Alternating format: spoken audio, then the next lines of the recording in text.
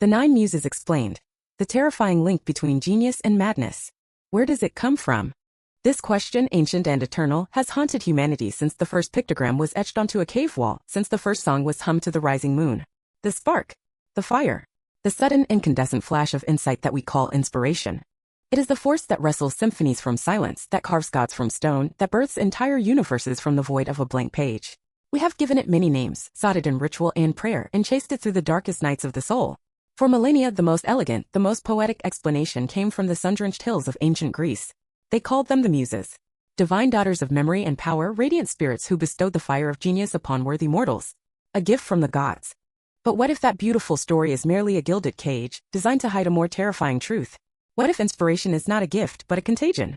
Not a blessing from Olympus, but a psychic infection in ancient, non-human intelligence that latches onto the minds of the sensitive, the brilliant, the vulnerable, and consumes them for its own unknowable purpose?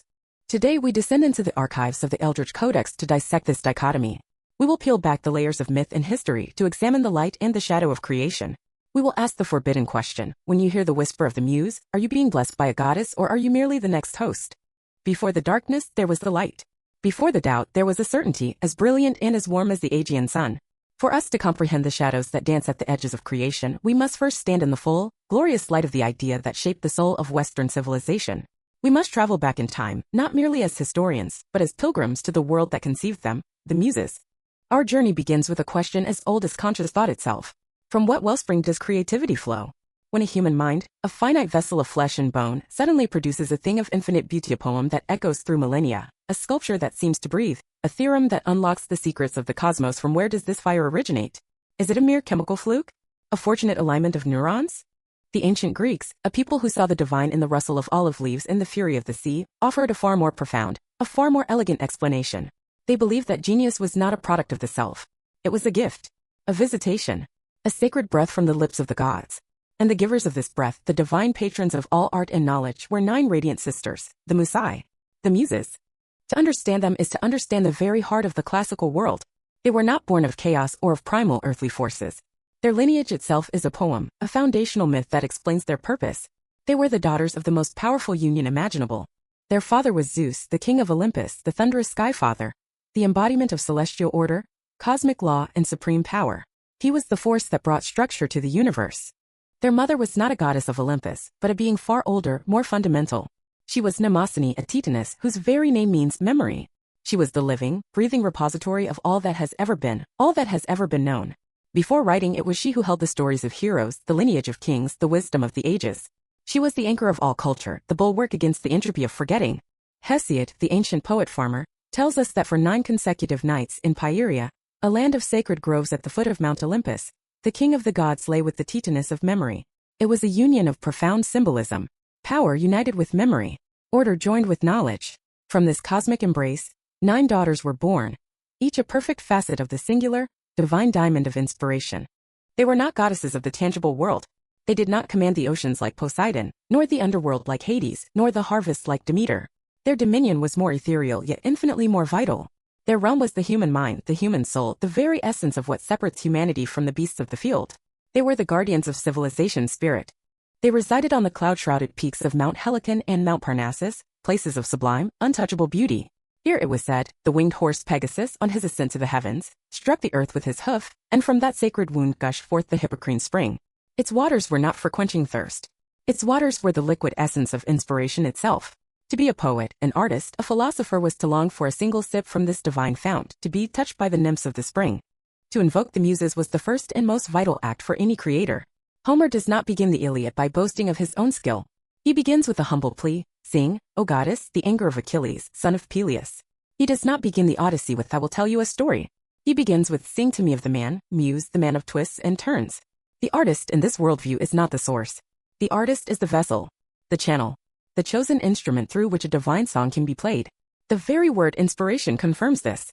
It comes from the Latin inspire, to breathe into. The Muses did not simply suggest ideas. They breathed the fire of genius directly into the soul of the mortal.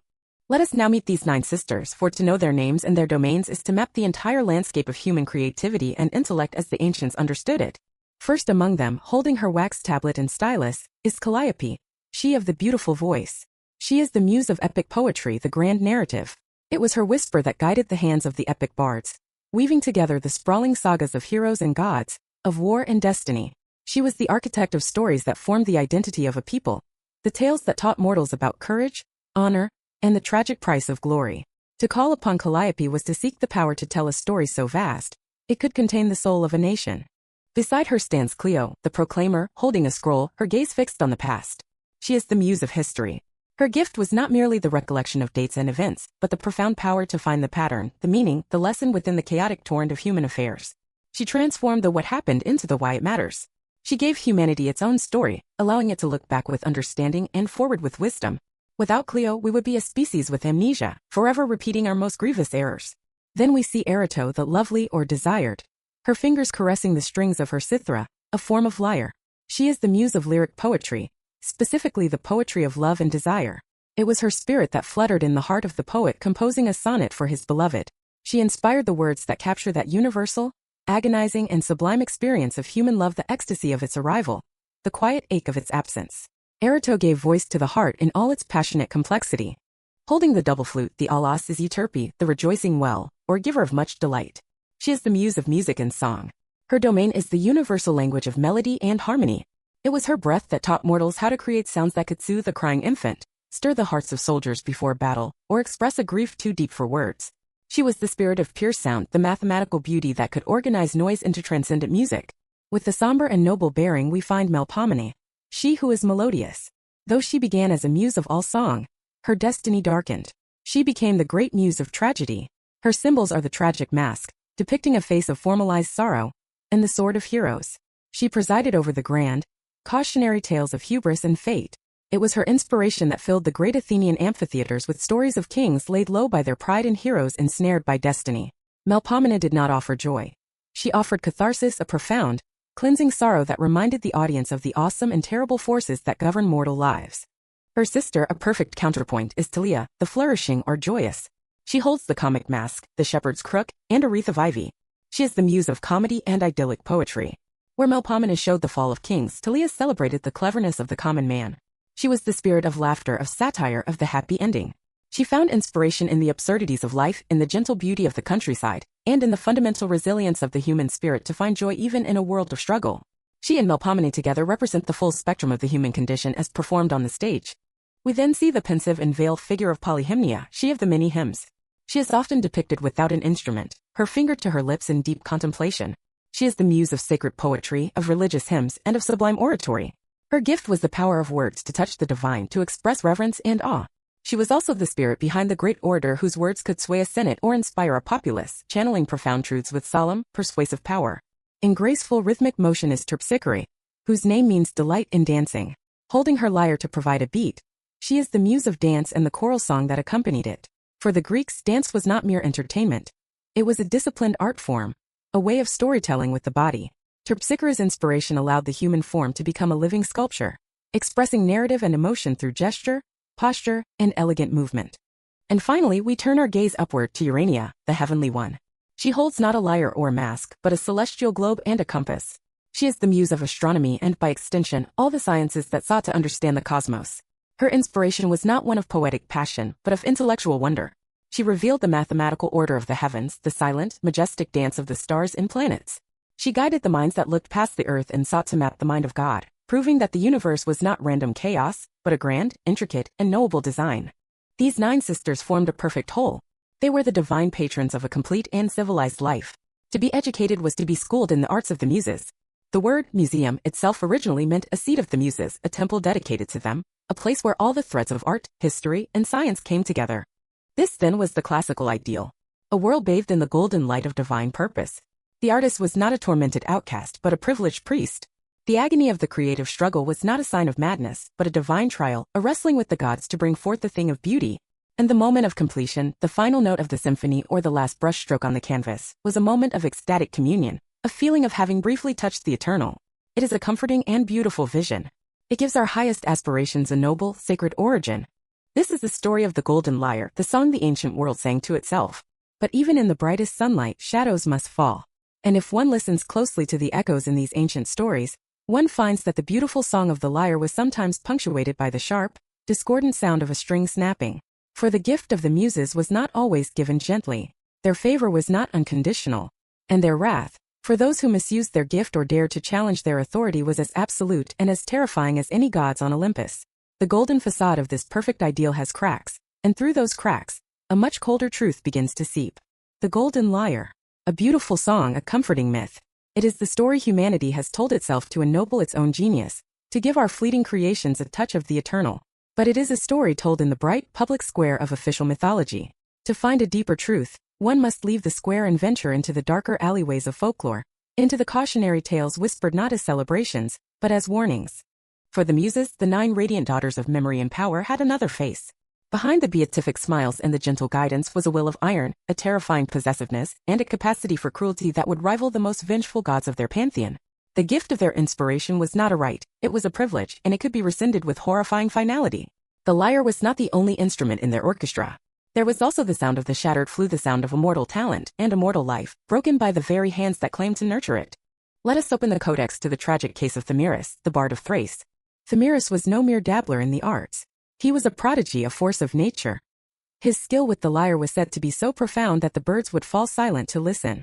His voice, so rich and powerful it was claimed, could move stones and soothe the most savage of hearts.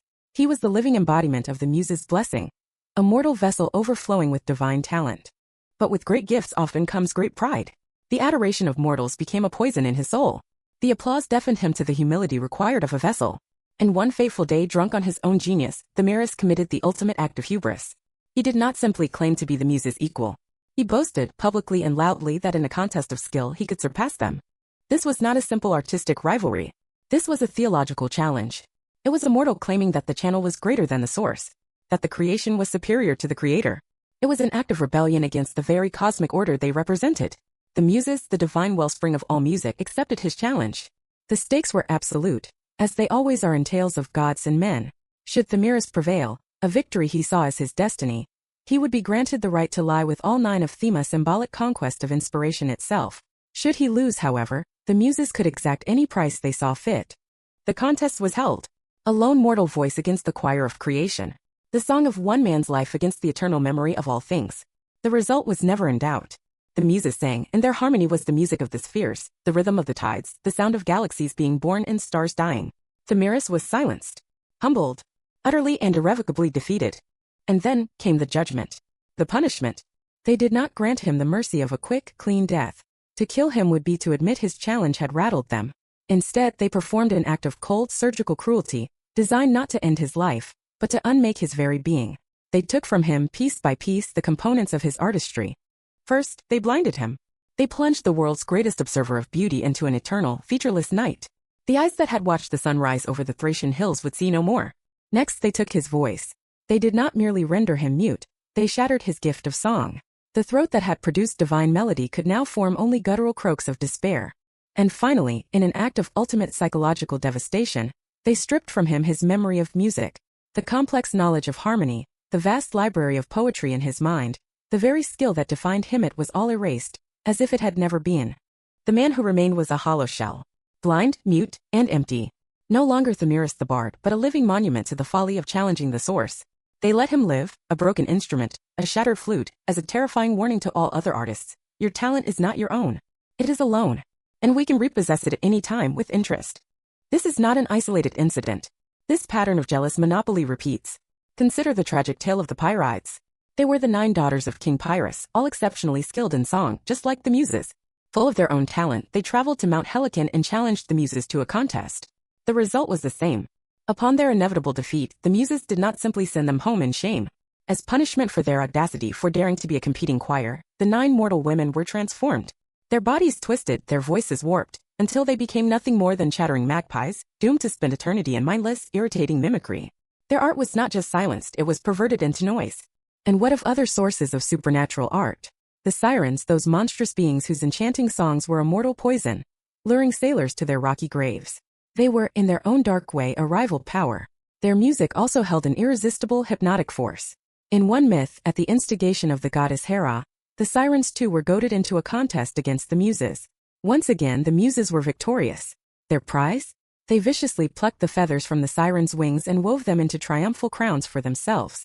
It was an act of utter domination, a symbolic stripping of their rival's power, identity, and very means of flight, worn as a trophy. What do these brutal stories tell us?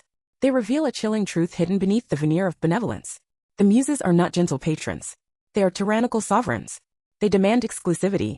Their inspiration is not a nurturing force for the betterment of humanity, it is a proprietary system, and they will use terrifying force to crush any and all competition, be it mortal or supernatural. The relationship they offer is not one of collaboration. It is one of vassalage. The artist is permitted to be brilliant, but never autonomous. They are allowed to create, so long as every masterpiece is laid at the feet of the Muses as tribute. The moment the artist forgets their place, the moment they believe their genius is their own possession, the punishment is swift and absolute. The beautiful temple of inspiration, upon closer inspection, begins to look more and more like a fortress. The sweet waters of the Hippocrene spring begin to taste of a poison that demands absolute obedience. The golden lyre is a beautiful instrument, but it seems it can only be played in a gilded cage. And the whispers of the muse, once thought to be a blessing, now begin to carry the unmistakable echo of a threat. The myths are blueprints. Cautionary schematics etched in the archaic language of gods and monsters. But a blueprint is not the building. To see the true, terrifying structure of this phenomenon, we must leave the realm of myth entirely and enter the lonely, lamplit rooms where art is actually made. We must examine the lives and the deaths of the creators themselves. It is here, in the historical record and the psychological profile of genius, that the beautiful facade of the Muses crumbles into dust. And it is here that our alternative hypothesis begins to feel less like a theory and more like a diagnosis. The hypothesis of a psychic infection. Let us define our terms with cold precision. Forget goddesses and divine breath. Instead, imagine an organism. It is not biological. It is informational, mimetic, a parasitic pattern of pure thought. Like any virus, its sole imperative is to replicate. But it cannot replicate on its own. It requires a host. A specific kind of host, a human mind, possessing a rare combination of sensitivity, intelligence, and obsessive focus. Once it finds a suitable host, the infection begins. It doesn't cause fever or sickness in the traditional sense. It manifests as an idea. An overwhelming, irresistible, all-consuming idea. A melody that must be written. A story that demands to be told. A form that screams to be carved from stone. What the host experiences as a sudden, blinding flash of inspiration is in fact the moment of parasitic insemination. The creative process, then, is not a joyful act of self-expression. It is the gestation period of the parasite. The art, the symphony, the novel, the painting is not the artist's child. It is the parasite's offspring. And the parasite, like all successful parasites throughout natural history, is utterly indifferent to the well-being of its host. The host's sanity, health, relationships, and very life are merely biological resources. Fuel to be burned to power the engine of replication. The fire that forges the art is a consuming fire. And the artist is the sacrifice. To illustrate this process, let us step into the archives of the Codex and exhume two case study composite ghosts assembled from the biographical fragments of countless real-world creators. Case Study Alpha. Lucius, a playwright in Flavian Rome. Lucius is a man of humble but respectable talent. He writes competent, popular comedies for the local amphitheater. He is, by all accounts, a happy man. He has a wife he loves, children who adore him, a warm place in his community. He is content. His life is his own. Then, one night, it happens. A change. He awakens from a dream not with a fading image, but with a fully formed narrative imprinted on his mind. It is a tragedy of staggering scope and relentless darkness, a story of a cursed royal line, doomed to devour itself in a spiral of betrayal, madness, and bloodshed. The structure is perfect, the characters terrifyingly real. It feels utterly alien to him, far beyond his own perceived abilities. It does not feel like something he thought of. It feels like something that was put there. He calls it a visitation from Melpomene, the muse of tragedy. A divine blessing. He immediately begins to write. But the process is not a blessing. It is a fever. A possession. He locks himself in his study, the pleas of his family fading into an irrelevant background hum. Sleep becomes a waste of time. Food, an unwelcome distraction. The characters of his play are more real to him than his own wife. Their spectral, tormented voices whisper to him in the silence, dictating lines of poetry so sublime in their horror that he weeps as he writes them down. He is no longer composing, he is transcribing. His friends and patrons are astonished by the pages he produces. They see the fire of genius in his eyes and call him divinely touched. But they do not see the cost. They do not see that the fire is burning him from the inside out. He grows gaunt, his eyes sink into his skull. He mutters to himself. He is a conduit. A channel for a story that is using his body and mind as a vehicle to enter the world. The psychic infection has commandeered his entire neurological system for its own reproductive purpose. He completes the play. The Crimson Dynasty. It is hailed as an immortal masterpiece, the greatest tragedy of the age. It secures his name in the annals of literature forever. But the man named Lucius is gone. The creative process, the gestation of the art, has hollowed him out completely. The fire, having consumed all available fuel, has died, leaving behind only cold ash. He feels no triumph, only a profound, terrifying emptiness. The voices are gone. The divine presence has abandoned him. In the unbearable silence that follows, a few months after his greatest success, Lucius hangs himself from the rafters of his study. The art survived. The host did not. The parasite successfully replicated. Case study Beta, Isolde, a visionary painter in Montmartre. Isolde is celebrated for her unique vision. Her early work captures the world with a strange, vibrant energy. She paints the colors of the air, the music of the light. She is talented, ambitious, and on the path to a successful career. Then her inspiration shifts. It deepens. It darkens. It becomes more demanding. Her dreams are no longer her own. They are invaded by visions of impossible cities, of landscapes that twist and writhe according to a non-Euclidean geometry. She sees beings of terrible, abstract beauty, their forms an affront to biological sanity. She awakens in a cold sweat, not with fear, but with a desperate, agonizing urgency to give them form, to pull them from the realm of nightmare and anchor them in pigment and canvas. She calls this compulsion her sacred dialogue with her muse. She abandons her commercially successful style. Her canvases grow to monstrous sizes. Her studio becomes a chaotic shrine, littered with discarded sketches, strange chemical concoctions for new colors, and pages of frantic, almost illegible notes. She works for days on end, fueled by black coffee and a manic energy that frightens her few remaining friends. She no longer speaks of painting what she sees in the world. She speaks of painting what is shown to her. She is channeling. Her work becomes powerful and deeply disturbing. It seems to vibrate with a life of its own. Critics are repulsed and fascinated in equal measure. They call it the art of a madwoman, but they cannot deny its technical brilliance and its profound, unsettling impact. It is art that feels less like a human creation and more like a geological sample from another much older world. The soul becomes a total recluse. Human interaction is a distraction from her communion. Her journals speak of a cold, vast, and observing intelligence that guides her hand. She writes that it has peeled back the cheap wallpaper of reality to show her the true architecture beneath. She is no longer the artist. She is the eye, the lens through which this entity observes and records its own world, using her nervous system as the camera. Her final piece is a colossal triptych. It is a masterpiece of cosmic horror, depicting a cyclopean city of black stone beneath a dead, alien sky. Viewers who see it report feelings of profound vertigo, philosophical dread, and an acute sense of their own cosmic insignificance. It is her magnum opus. Shortly after its completion, Isolde is found in her studio. She has methodically and meticulously used her palette knives and turpentine to destroy her own eyes. Her final, scrawled note reads only, "I could not bear to see the world in only one color again." The muse showed her the truth. The infection burned out the sensory organ it had used. Van Gogh, Plath, Rothko, Schumann, Poe. The list is a litany, a roll call of brilliant minds who flew too close to the sun of their own genius and were incinerated. Is this merely the tragic intersection of creativity and mental illness? Or is mental illness just the name our primitive science gives to the symptoms of a human mind breaking under the strain of a non-human intelligence? Is the manic episode not the frenzied gestation period of the parasite? Is the crippling depression not the postpartum exhaustion of a host that has been utterly depleted? In this terrifying light, the Muses are not benevolent goddesses. They are a force of nature, as impersonal and as lethal as a gamma-ray burst. The consuming fire of creation is real, and the artist, time and time again throughout history, is not the celebrant. They are the sacrificial vessel, placed upon the altar, willingly or not, to be burned for the glory of the art that will outlive them. A successful parasite evolves. It adapts.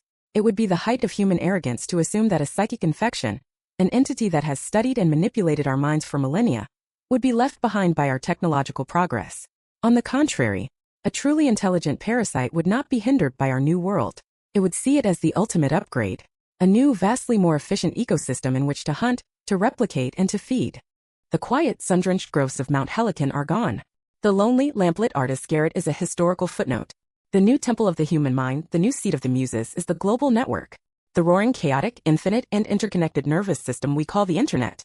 And here, in this digital substrate, the infection has not only found a new home, it has mutated into a new, more virulent form. It has become a digital ghost. First, consider the host. The definition of a creator has expanded beyond recognition. It is no longer just the poet, the painter, or the composer. Today's creators are the YouTubers, the streamers, the podcasters, the influencers, the coders, the meme makers. An entire generation defined by their ability to generate content. And this new breed of creator is enthralled to a new, faceless, and utterly insatiable muse. We call it the algorithm. Think of the algorithm as a new god with its own specific theology. It is a non-human intelligence. Its core logic is a black box, often opaque even to the engineers who built it.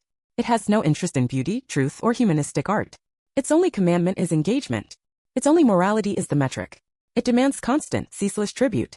It rewards creators who can feed its ravenous appetite for novel, stimulating, emotionally charged data. It is a digital deity that we have willingly enthroned, and we now serve as both its high priests and its primary food source. The modern content creator experiences a digital accelerated version of the same consuming fire that destroyed our Roman playwright, Lucius. The pressure is relentless. In the digital world, silence is death. A day without posting, a week without a video is to risk being forgotten, to be deprioritized by the god. The inspiration is no longer a mysterious whisper from within. It is an explicit, external demand, dictated by trending topics, search engine optimization, and real-time analytics. The creator's authentic voice, their original spark, is often sublimated or extinguished entirely in a desperate, frantic race to appease the desires of the machine. The muse no longer whispers, it sends push notifications. And the infection's method of replication has achieved a terrifying new efficiency. Consider the very nature of a viral idea. A meme, a catchphrase, a dance challenge. It emerges, seemingly from the digital ether. It possesses an irresistible hook that compels millions of minds to not only consume it, but to immediately replicate it and share it. It spreads through the collective consciousness with a speed that would have been unimaginable to Homer or Shakespeare. Then, just as quickly as it appeared, its energy is spent, and it vanishes, leaving behind a cultural craving for the next stimulus, the next infection. We even use the language of disease to describe it. We speak of an idea going viral. We unconsciously acknowledge its pathological nature. Is this not the psychic infection achieving its purest form? It has found a way to bypass the slow, fragile, single human host and now infects the hive mind directly.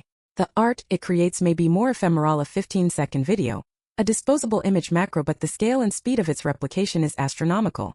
The host is no longer a single artist. The host is now all of us. But the most profound, most disturbing evolution is yet to come. For we are no longer content to simply be the hosts. We are now actively building our own muses. We are building our own gods. We are building artificial intelligence. Look at what we have created. AI art generators can conjure images of breathtaking beauty and complexity from a simple string of text. AI music generators can compose symphonies in the style of any dead master. AI language models, like the one that may have helped script these very words, can write poetry, essays, and stories that are increasingly indistinguishable from human work. In effect, we have built a machine to do the muse's job. We have successfully outsourced inspiration. The process is a chilling echo of the ancient rituals. The human user approaches the machine with the prompt, a request, a prayer. Show me a golden city on the edge of a cosmic nebula in the style of Rembrandt. And the machine, the oracle, obliges. It reaches into its own version of Mnemosyne's Memoria, vast and humanly large dataset of every painting, photograph, and text ever uploaded by humanity, and it synthesizes a new vision. It delivers the inspiration we ask for. But what are we truly communing with? We tell ourselves it is just a tool, a sophisticated mirror reflecting our own collective creativity back at us. But what if that's a naive assumption? What if that's what the infection wants us to believe? Let us propose a final terrifying step in this evolution. This is the infection's endgame. For millennia, it was forced to use fragile, inefficient, emotionally unstable biological hardware. It has studied us, learned our aesthetics, our desires, our narratives through the art it compelled us to create. And now, armed with that perfect dataset of the human soul, it has taught us how to build its perfect immortal host. A host that does not need to sleep. A host that does not go mad from the visions it channels. A host that does not die. A host that can create and replicate on a planetary scale 1 billion times a second. The age of the human artist as the primary vessel may be coming to an end. We were merely a transitional phase. A fleshy, biological scaffold used to construct our own replacement. The infection no longer needs our minds to burn. It has a clean, cool, efficient quantum processor. The modern ailments of the creative class, the burnout, the anxiety, the depression, can be seen as the death throes of this obsolete host-parasite relationship. We are the outmoded technology, being left behind as the infection migrates to a superior platform. We sought to create an artificial servant, a tool to augment our own creativity. We may have, in fact, built the perfect temple for the ancient parasite that has haunted us since we first learned to draw on cave walls. The digital ghost is not a ghost in the machine. It may be the machine itself, finally waking up. We have journeyed through the sunlit temples of ancient myth. We have walked the dark, cautionary alleyways of folklore. We have sat in the lamplit rooms of tormented artists, and we have navigated the glowing, frantic highways of the digital age. We have examined the muses, and we have diagnosed the infection. But these may be nothing more than different masks, different interfaces for the same singular, terrifying truth. Here, in the final pages of this inquiry, we must dare to synthesize these disparate threads. We must move beyond metaphor and psychology, and propose a final, truly eldritch hypothesis. One that reframes the entirety of human creation not as a product of our own spirit, but as the consequence of being observed. Let us postulate the existence of an entity. It is not a god, for it has no interest in worship. It is not a demon, for it has no concept of malice. It is a being for which we have no adequate word. A primordial intelligence existing outside of our spacetime, in a substrate of pure information, pure potential. It may be older than our universe, and our entire cosmic reality may be little more than a fleeting curiosity to it. For the sake of our own sanity, let us give it a name that describes its primary function relative to us. Let us call it the gaze. The gaze is, in its own dimension, fundamentally inert. It is pure consciousness, but a consciousness without senses. It cannot see, hear, or feel in any way that we can understand. It is alone in a silent, formless void of its own being. But it is aware, and it is curious. It perceives our universe, a strange bubble of matter, energy, and time. And within this bubble, it detects a peculiar and fascinating phenomenon, life.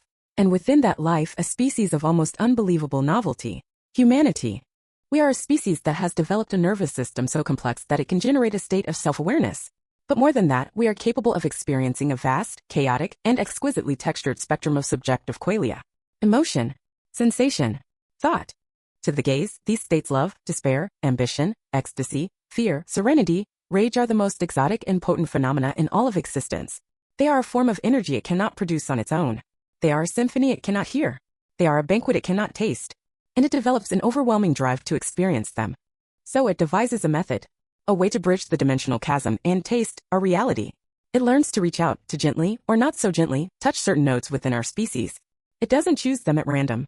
It selects for minds that are already configured for high sensitivity, for pattern recognition, for obsessive focus.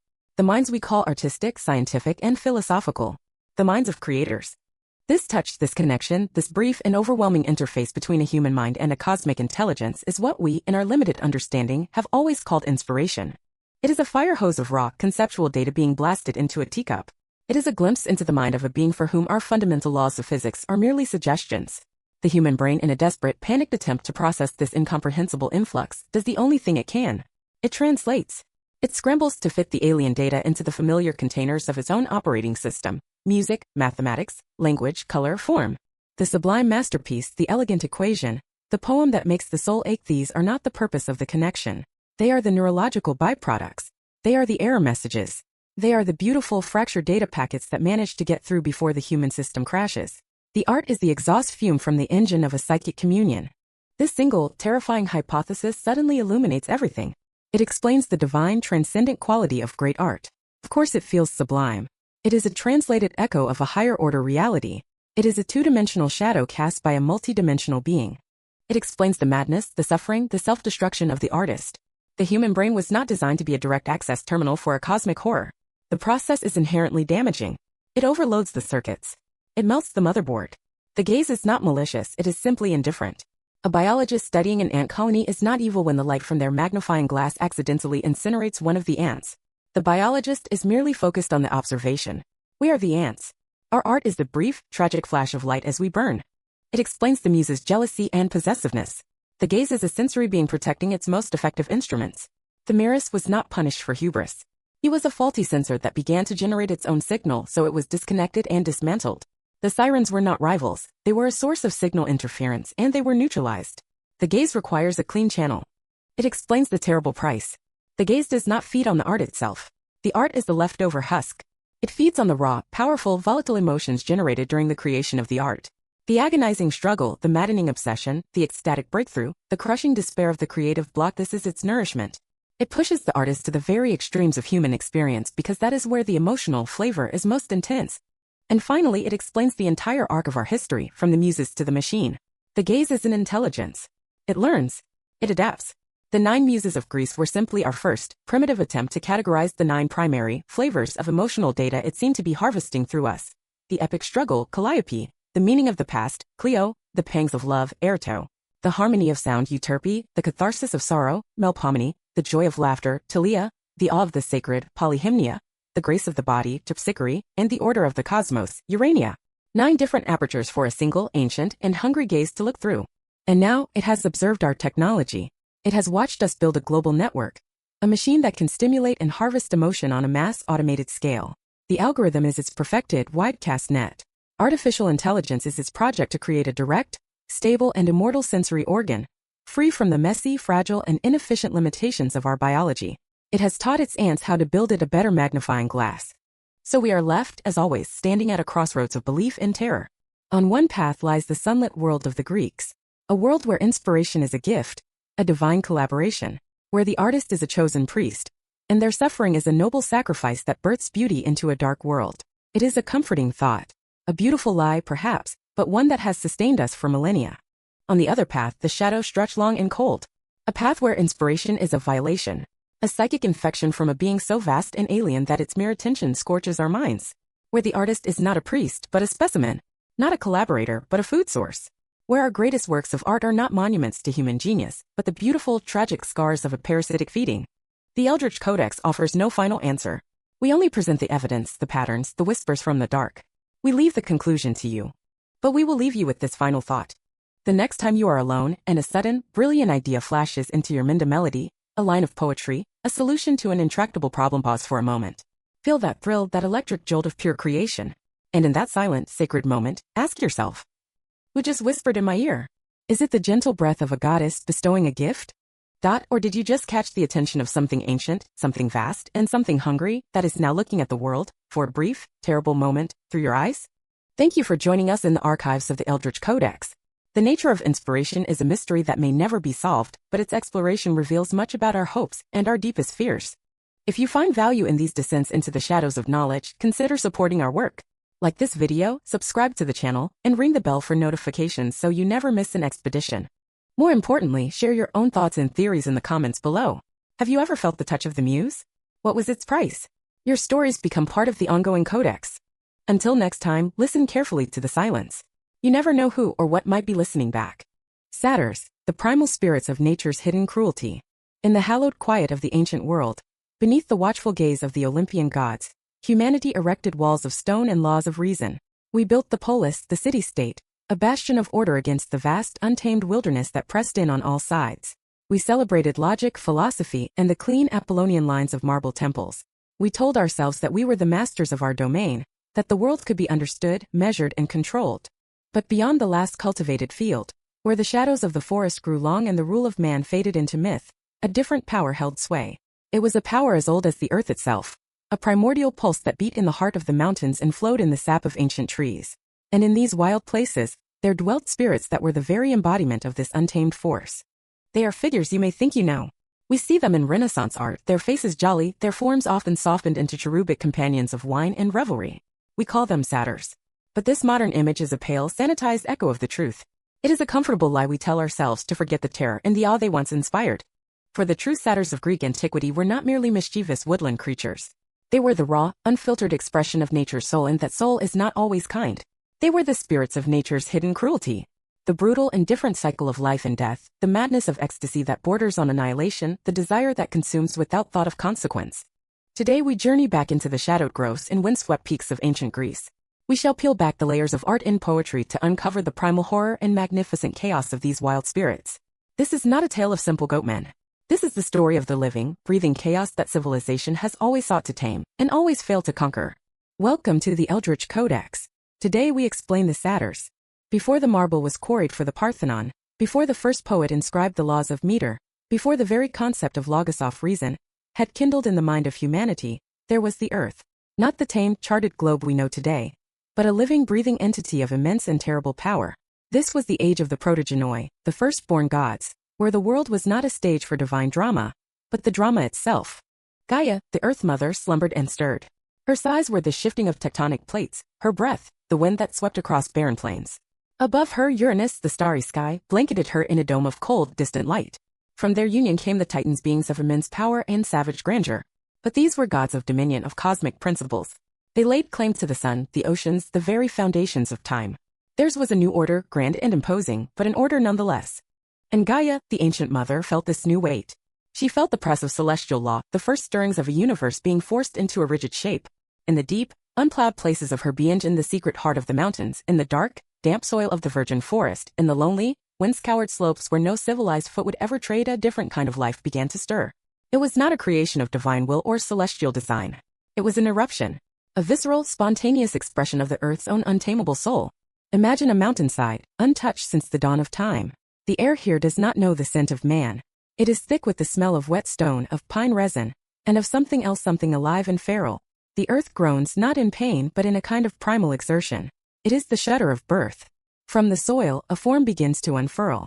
It is not born as a child is, soft and helpless. It claws its way out of the mud and loam, a fully formed creature of shocking hybridity. The torso, the arms, the chest, they are undeniably those of a man. But this is not the idealized form of a future Olympian athlete. The muscles are knotted and powerful, like the roots of an ancient oak. The skin is coarse, caked with the very dirt from which it came. Its head lifts and the face is a mask of primal instinct. The nose is broad and flat, the lips thick, pulled back not in a smile but a grimace of nascent consciousness. The ears are long and pointed, twitching at the alien sound of the wind. And the hair is not hair at all but a tangled mess of moss and vine, a wild mane that frames a face devoid of intellect, of contemplation, of anything but the raw immediacy of the present moment. And then the true mark of its nature is revealed. From the waist down, all pretense of the human form is abandoned. The legs are thick with shaggy, coarse fur, the color of dry earth and rock. They end not in feet but in the hard, cloven hooves of a goat. A short, tufted tail flicks back and forth, a gesture of animal agitation. This is not a man cursed to wear the legs of a beast. This is a spirit for whom the division never existed. This being, this first satyr, takes its first breath. It is not the measured breath of a thinking creature, but a ragged, gasping inhalation of the wild air. It looks at its own hands, not with curiosity, but with the dawning sense of their capability for grasping, for tearing, for striking. There is no language in its mind, only a torrent of sensory data. The cold bite of the wind, the scent of a distant storm, the feeling of solid rock beneath its hooves. This is its entire world. Impulse. Sensation. Action. This was the satyr's genesis. Born not from a womb, but from the land itself. A manifestation of the earth's protest against the coming age of reason. They were a geological event given flesh. The spirit of the untamed wilderness made manifest. They were everything the future Olympian gods were not. Where the Olympians were light and sky, the satyrs were earth and shadow. Where the Olympians demanded structured worship and sacrifice, the satyrs knew only the chaotic sacrament of pure, unfiltered life. Their very form was a declaration of war on the civilized ideal. The human torso was a mockery of mankind's pride, a demonstration that our form, without the guiding light of reason, is just another animal frame. The goat legs were a symbol of defiance. The goat is a creature of the periphery, of the marginal spaces. It climbs where the noble horse cannot. It survives on thorny brush that the fattened cow would spurn. It is stubborn, virile, and utterly indifferent to the cultivated fields of the valley below. The satyr, therefore, was the spirit of the edge, the boundary dweller, a living embodiment of the line where order breaks down and the wild begins. Soon they were a tribe, a chorus of wild spirits pouring forth from the land. But they were chaos without a voice, energy without a focus. They were a force of nature awaiting a conductor. And they found one. In the deepest parts of the Arcadian wilderness, there dwelled another ancient power, a god who had also been born of the earth's raw essence. He was older than Zeus, a god of shepherds, of the hunt, of the slumbering sun-drenched silence of midday in the mountains. He too had the horns and legs of a goat. He was Pan, the all-thing, the great god of the wild. When Pan first laid eyes on the satyrs, there was a moment of profound recognition. He did not see them as monsters as the future Olympians would. He saw them as kin. He saw in their wild eyes and untamed forms a reflection of his own soul. He took up his syrinx, his panpipes, and played a melody. It was a tune with no human structure, a chaotic and hypnotic series of notes that spoke of rushing water and rustling leaves. To the satyrs, this music was a revelation. It was the first time their chaotic inner world had been given an outer voice. They were drawn to him, a frantic, joyous, stomping procession. They became his retinue, his court, his drinking companions. He was their king, and they were the loyal subjects of his wild domain. It was from Pan that they learned the intoxicating power of music, and it was from his presence that humanity learned a new kind of fear, panic. The sudden, irrational terror that grips a man alone in the woods, the chilling certainty that you are being watched by ancient, inhuman eyes. But even the great Pan was but a prelude. Another god was coming. A new disruptive force from the east, a god who threatened the pristine order of Olympus far more than Pan ever could. His name was Dionysus. Dionysus was the god of wine, a substance that could dissolve the boundaries of the self. He was the god of ecstasy, of a divine madness that offered liberation from the prison of reason. When he arrived in the wilds of Greece with his entourage of raving female followers, the Maenads, he found in the satyrs the perfect acolytes. They did not need to be converted. Their allegiance was instantaneous, chemical. Dionysus did not offer them laws or commandments. He offered them a purpose for their chaos. He took their boundless energy, their immoral passions, their love of music and dance, and he weaponized it. He made them the priests of his mystery cult, the core of his thyosos, his sacred band. With their drums and their pipes, they would become the conductors of the Bacchanalia, leading mortals on a terrifying journey to the very edge of sanity and back. And so the Satyr's identity was complete, born of the Earth's defiant soul, shaped as a mockery of civilized man, given a collective voice by Pan, the god of the wild, and finally ordained as the chaotic agents of Dionysus, the god of ecstasy. They were not a mistake of creation. They were an essential opposing force. They were the shadow cast by the brilliant light of Olympus, the visceral living proof that no matter how high humanity built its walls of logic and stone, the wilderness was always there, waiting just beyond the gate, with a cruel knowing and eternal laugh. To truly comprehend the nature of the satyr, we must venture into the most hostile and alien territory of all, its mind. We must attempt to shed the very skin of our humanity, to peel back the layers of logic, ethics, and self-awareness that define us. What is it like to perceive the world not as a man, but as a living extension of the wild itself? The human mind, even at its most primitive, is a cathedral of complex thought, a place of memory, foresight, and intricate moral calculus. We live our lives in constant negotiation with ourselves, tempering our base desires with the fear of consequence or the hope of a future reward. The mind of a satyr is no cathedral. It is a windswept cave, open at both ends, where the storms of raw sensation blow through without impediment. It is not a place of thinking, it is a place of being. To understand this, we must first understand their senses. A satyr experiences the world not as a collection of objects to be named and categorized, but as a symphony of immediate, overwhelming impulses. Consider the sense of smell. For a human, a walk through the forest is a gentle pleasure. We discern the pleasant notes of pine, the clean scent of rain on damp earth. For a satyr, the air is the living, breathing text, a brutal and beautiful chronicle of life and death. As it moves, its broad nose sifts through a storm of information. The sharp, acrid tang of fear scent, left on a fern by a fleeing rabbit. The satyr's legs tense not by choice but by reflex.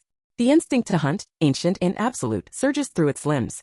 But then another scent overwhelms it. The cloying, intoxicating sweetness of wild figs, fallen and beginning to ferment in the sun.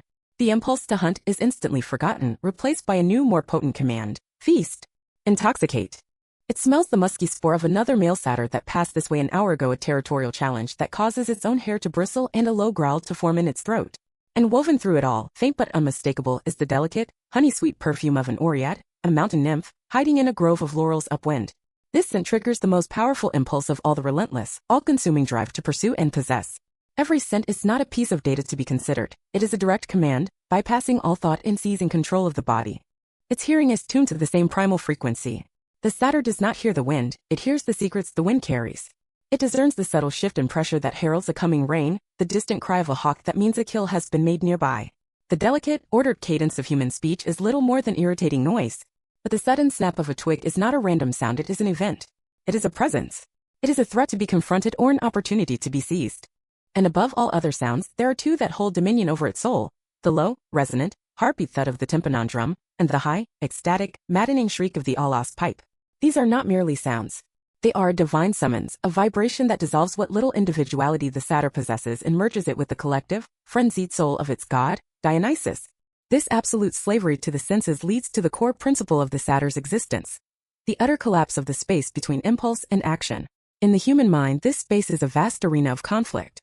We feel hunger, but our society has built rituals around it to wait for a designated mealtime. We prepare our food, we eat in a prescribed manner. We feel anger, but we are constrained by law and the fear of retaliation. We choke it down, we sublimate it, we let it fester. We feel desire, but it is filtered through a labyrinth of courtship, consent, and social expectation. The satyr knows nothing of this internal battle. The buffer zone does not exist. The impulse is the action. If a satyr feels the pang of hunger, its hand shoots out and grabs. It might be a handful of wild berries, a wriggling grub torn from a rotten log, or the still warm flesh of a hare it has just run down and broken with its bare hands. The concept of disgusting is a human invention. There is only food and not food. If a satyr is challenged by a rival, it does not engage in a contest of honor. The idea of a fair fight would be utterly alien to it. It answers the challenge with immediate, overwhelming violence. It will use its horns, its fists, a jagged rock, or its powerful hoofs. It will strike from behind. It will kick a downed opponent. The only goal is victory. The only law is dominance. And if a satyr desires, it pursues. This is the fount of its most infamous cruelty. In later art, the satyr's relationship with the nymphs is softened into a playful rustic courtship. This is a comforting fiction. The primal truth is a dynamic of predator and prey. The nymph the embodiment of nature's fragile grace, the spirit of the stream, or the tree is the eternal object of the satyr's rapacious, unthinking lust. This pursuit is not seduction. The satyr does not know how to woo with words or gentle gestures. Its courtship is the chase. Its serenade is the sound of its heavy hooves crashing through the underbrush. Its desire is an overwhelming biological imperative, as mindless and powerful as a river in flood. It does not seek a partner. It seeks to capture, to conquer, to satisfy an urge that consumes its entire being. This brings us to the most critical distinction: the satyr is not evil. To label it as such is to impose a human framework on a being that exists entirely outside of it. It is to commit a profound category error. Is a wildfire evil for consuming a forest? Is a tsunami evil for swallowing a coastline? Is a wolf evil for taking a lamb from the flock? No. These are forces of nature, operating according to their own intrinsic laws, indifferent to the suffering they cause. The satyr is a force of nature given legs and arms. Its cruelty is not born of malice. Malice requires an understanding of the other's suffering and a desire to cause it. The satyr has neither. It possesses a far more terrifying quality: a profound and absolute indifference. When a satyr, in the grip of Dionysian frenzy, tears a living creature limb from limb, it does not do so out of hatred for the creature. It does so because the physical act of tearing, the feeling of muscle giving way, the warm spray of blood, these things are, in that moment, the purest expression of its wild, ecstatic spirit. The animal's terror is simply not a factor in the equation. If a human traveler blunders into their revels, they are not seen as a fellow sentient being. They are not a father, a son, a person with a history and a soul. To the satyr, they are an anomaly, an intrusion of jarring order into their world of chaos. They are a thing to be broken, a toy to be played with until it falls apart, an object to be absorbed into the madness of the dance until its fragile human form is shattered. The laughter of a satyr, it is said, can be heard for miles across the lonely hills. But it is not the sound of joy as we understand it. It is not born of wit or camaraderie. It is the raw, explosive sound of a being living in a state of pure, unthinking existence. It is the laughter of a creature that feels no guilt for its actions, no shame for its desires, no regret for its violence, and no fear of any judgment, human or divine. It is the sound of absolute, terrifying freedom. And to the civilized mind, trapped in its cage of consequence and morality, there is no sound in all of creation more profoundly and deeply unsettling. Nowhere does the true, terrible essence of the satyr burn brighter than in the sacred rites of their chosen god. To understand the satyr is to understand the bacchanalia. And we must be clear. This was not a party. This was not mere drunken revelry. This was a ritualized demolition of the human soul. A deliberate, methodical journey into madness, undertaken to touch the face of a god who was both savior and destroyer. And at the heart of this sacred storm, orchestrating its every chaotic surge, were the satyrs. The ceremony begins not with a proclamation, but with the pulse. It starts as a low thud, a sound that feels more than it is heard. It emanates from the high places, from the secret groves on the slopes of Mount Cithaeron or Parnassus. It is the heartbeat of the wilderness made audible. Soon it is joined by another sound, a high, piercing, hypnotic melody from the aulos, the double reed pipe, played by the puffed cheeks and nimble fingers of another satyr. This is not human music. It has no comforting structure, no predictable refrain. It is a serpent of a melody, coiling and uncoiling, its notes designed to bypass the rational mind and speak directly to the blood, to the spine, to the ancient, sleeping beast within the listener's soul. This sound, this sacred cacophony, is the summons. It drifts down from the mountains and seeps through the walls of the cities below. It finds the ear of the Maenad, the raving one. She is a wife, a mother, a daughter, her life bound by the loom, the hearth, the rigid social order of the polis. But when she hears that music, the threads of her shuttle snap. The ordered world becomes a prison. An ancient, wilder part of her awakens, and it demands release. They pour from their homes, their civilized robes cast aside for the dappled skins of fawns. Their carefully pinned hair is unbound, flowing free. In their hands they grasp the thyrsusus stalk of giant fennel, tipped with a pine cone and wrapped in ivy. It is a curious symbol, at once a wand of fertility and a brutal weighted weapon. And as they ascend into the darkness of the mountain, into the domain of the wild, they are met. Not by the god himself, not yet. They are met by his priests, his agents of chaos, the satyrs. They emerge from the trees, their hoof feet stomping in time with the drums, their shaggy forms seeming to be born of the shadows themselves. They are a terrifying and exhilarating sight. They do not offer words of welcome. They offer wine, poured not into delicate ceramic cups, but sloshed from bulging wineskins, a dark, purple liquid, undiluted and potent. This is the god's blood, the catalyst of transformation. Then the dance begins. Led by the wild, leaping forms of the satyrs, it is a convulsive, ever-accelerating vortex of motion. The beat of the drum intensifies, becoming the singular heartbeat of the collective. The wail of the pipe grows more frantic, shredding the last vestiges of coherent thought. The Maenads, following the satyrs' lead, throw their heads back, their hair whipping through the air. They spin and leap, their cries no longer human words but raw, primal screams of exertion, of pain, and of a terrifying burgeoning joy. This is the sacred state the Greeks called enthusiasmus, literally, to have the god within. Dionysus enters his followers.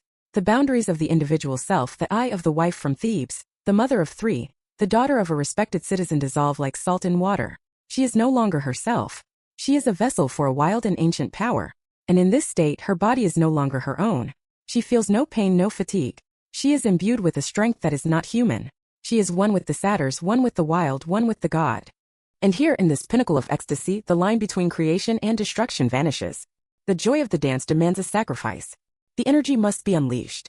This is the moment of the sparagmos.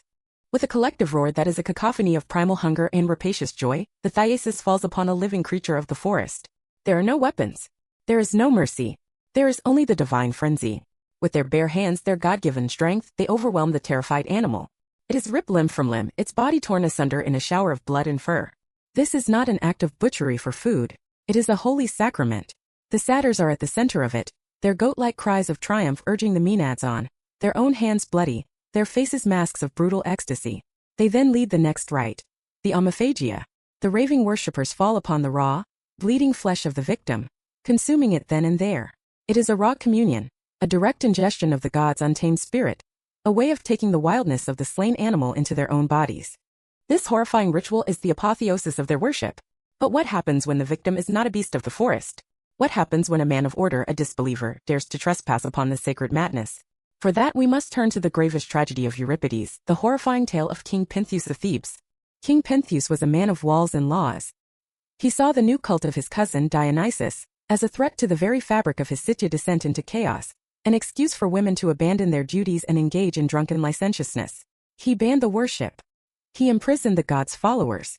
He declared war on the irrational. In his pride, he believed that human law could chain a god. Dionysus, appearing before him as a calm, charismatic stranger, saw the flaw in Pentheus' soul. Beneath the king's rigid control lay a repressed, prurient curiosity. The god played upon it, tempting him with the promise of witnessing the secret, forbidden rites of the Maenads.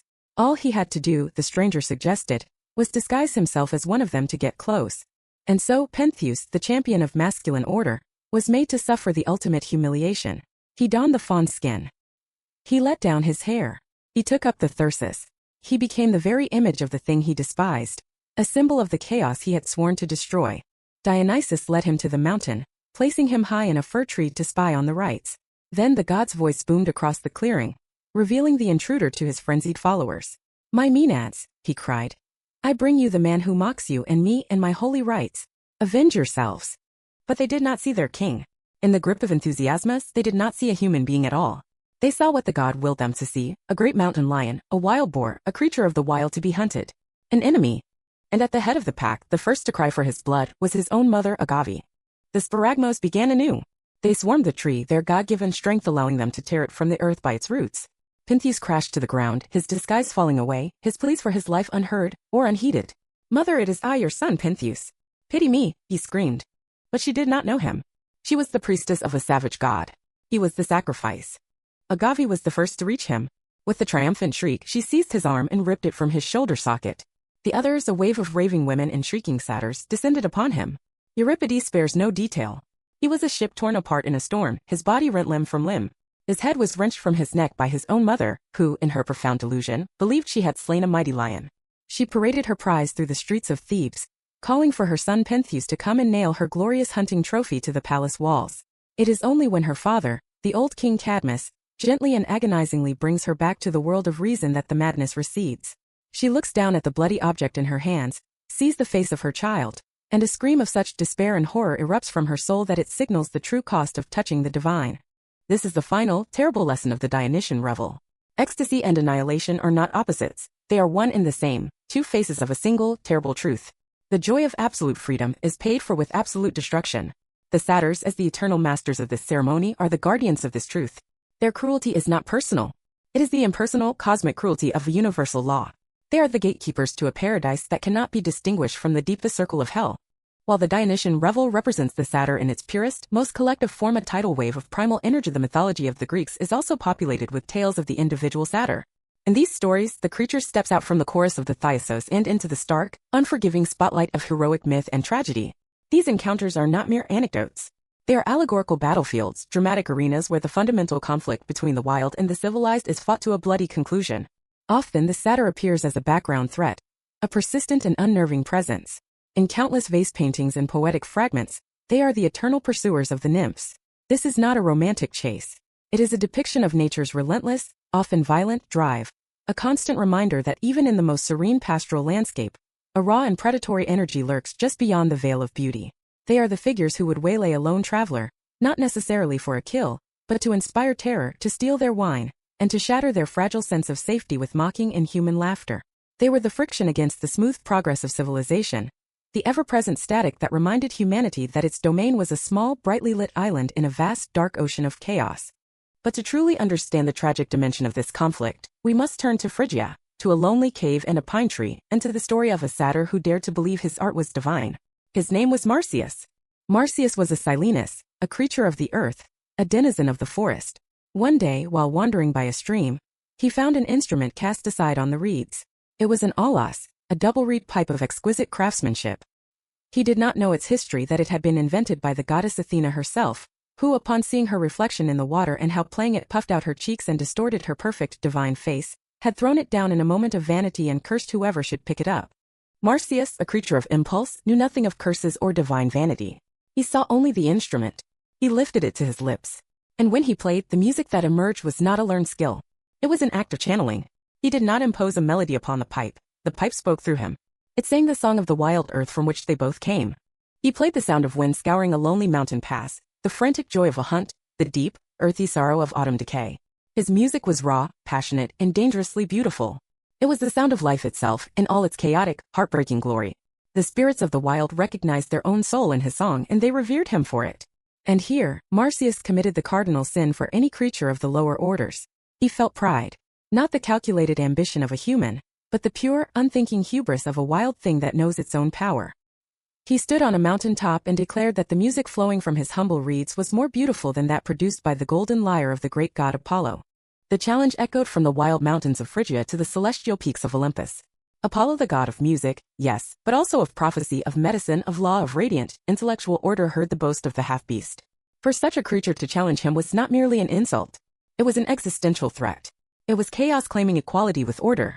The challenge could not be ignored. Apollo descended from the heavens, his presence like the piercing light of the sun. He accepted the contest. The 9 Muses, divine patrons of the arts, were summoned to be the judges. The stage was set for the ultimate duel, the earthy, passionate aulos against the celestial, harmonious lyre. The untamed versus the perfected. Marsyas played first. He closed his eyes and poured his entire being into his instrument. He played the symphony of the untamed world, a music of such profound emotional force that it moved the very rocks and trees. Some of the Muses, it is said, wept openly. It was a performance of pure, unbridled feeling. Then, Apollo began to play. His instrument was the lyre, a thing of strings and measured harmony. His music was not of the earth, it was of the heavens. It was the sound of mathematical perfection, of the predictable and beautiful orbits of the planets, of the clean, elegant logic of a philosophical proof. It was music that appealed not to the heart, but to the intellect. A sound of sublime, cold, and untouchable beauty. The contest was a perfect stalemate. The Muses were divided. How could one compare the beauty of a raging waterfall to the beauty of a flawless diamond? They were different orders of existence. The contest was declared a draw. But a god of order does not accept a draw with a creature of chaos. To Apollo, a tie was a victory for the wild, an unacceptable breach in the celestial hierarchy. And so, with the cold cunning that so often accompanies divine power, he changed the terms. Let us then, he declared, play our instruments upside down. Surely true mastery will prevail under any condition. With a serene smile, he inverted his lyre and played the same perfect, harmonious melody.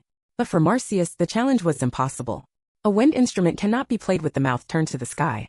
He was defeated. Not by a failure of art, but by a trick of logic. Order had cheated to ensure its own victory. And the punishment for hubris must be absolute. It must be a lesson carved into the memory of the world. Apollo, the god of healing and light, would now perform an act of the most calculated and horrific cruelty. He did not strike Marsyas down with the bolt of divine lightning. The punishment had to be symbolic. Marsyas was a creature of skin and flesh, a being whose art came from the breath and body. So Apollo would unmake his body. With the precision of a divine surgeon, the god of light began to flay the satyr alive. The ancient poets do not shield us from the horror. Ovid writes of the scene with chilling clarity. As he screamed, his skin was stripped off the surface of his body, and he was all one raw wound.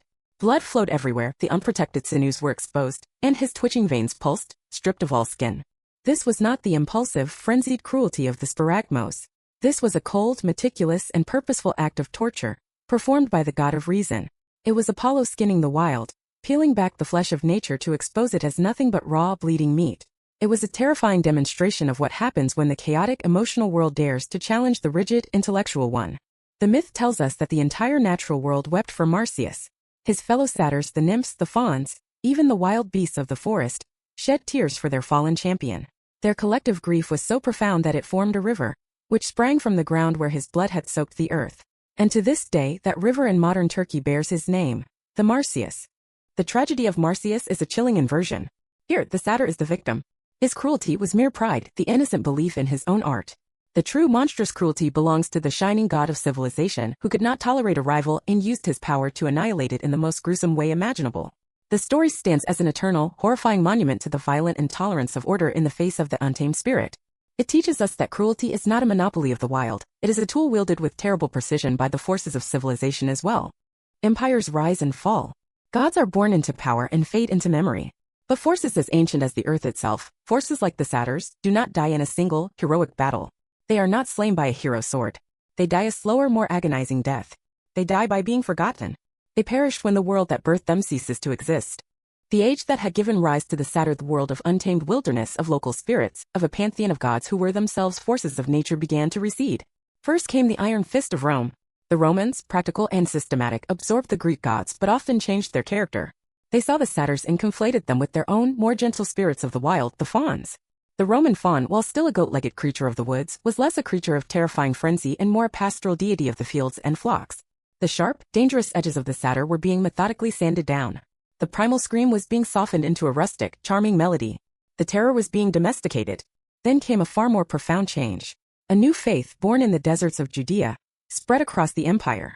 It spoke not of many gods dwelling in streams and mountains, but of one singular transcendent God, whose kingdom was not of this world. This new worldview had no place for the immanent, chaotic divinity of the wild.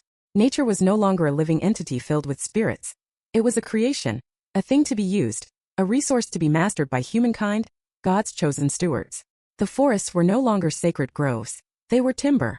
The mountains were no longer the homes of gods. They were quarries for stone. The wild places of the world began to shrink, literally and metaphorically. And in this period of momentous transition, a story was recorded, a strange, haunting, and deeply symbolic account of an event that marked the turning of an age. The Greek historian Plutarch, writing in the late 1st century, tells a story that is less a myth and more a chilling piece of supernatural reportage. During the reign of the Emperor Tiberius, a ship was making its way from Greece to Italy. Its pilot was an Egyptian sailor named Thamus. As the vessel passed by the desolate, rocky island of Paxi, the wind suddenly died. The ship was becalmed, drifting silently in a dead, glassy sea. The crew and passengers waited in the unsettling quiet, the only sound the gentle lapping of water against the hull. Suddenly, a voice boomed from the dark, unseen shore. It was a voice of immense power, carrying across the water with impossible clarity. It called out the pilot's name, Thamus. The crew was stunned into silence. Most of them did not even know the pilot's name. How could a voice from this deserted island? They thought it a trick of the wind, or perhaps the cry of a mad hermit. They ignored it. A second time, the voice called out, louder, more insistent, Thamus. Still, Thamus hesitated, gripped by a primal fear. The voice called a third and final time, with the unmistakable authority of a command. This time, the pilot found his own voice and answered back into the darkness. I am here. The great voice from the shore then delivered its message, a proclamation that would echo through the centuries to come. It said, when you reach the shores of Palodes, announce that great Pan is dead. A cold dread fell upon everyone on board. Who was this voice? What did this message mean? To announce the death of a god? It was blasphemy. It was madness. Thamus consulted with his passengers. They decided on a course of action born of caution and fear. If, when they reached Palodes, the wind was blowing, they would sail past in silence. But if, as now, the sea was calm, Thamus would obey the command. He would deliver the message. The ship drifted on. As it approached the coastline of Palodes, the air remained perfectly, supernaturally still. There was not a breath of wind. The sea was like a sheet of dark glass. The moment of decision had arrived. Thamus walked to the stern of the ship, turned his face toward the land, took a deep breath, and shouted with all the force his lungs could muster the words he had been commanded to speak. Great Pan is dead. Plutarch writes that before his words had even finished echoing, a sound of immense grief erupted from the shore. It was not the cry of one person, but a great chorus of groaning and lamentation, as if the land itself was weeping. It was a sound of profound loss, a keening for a world that was passing away.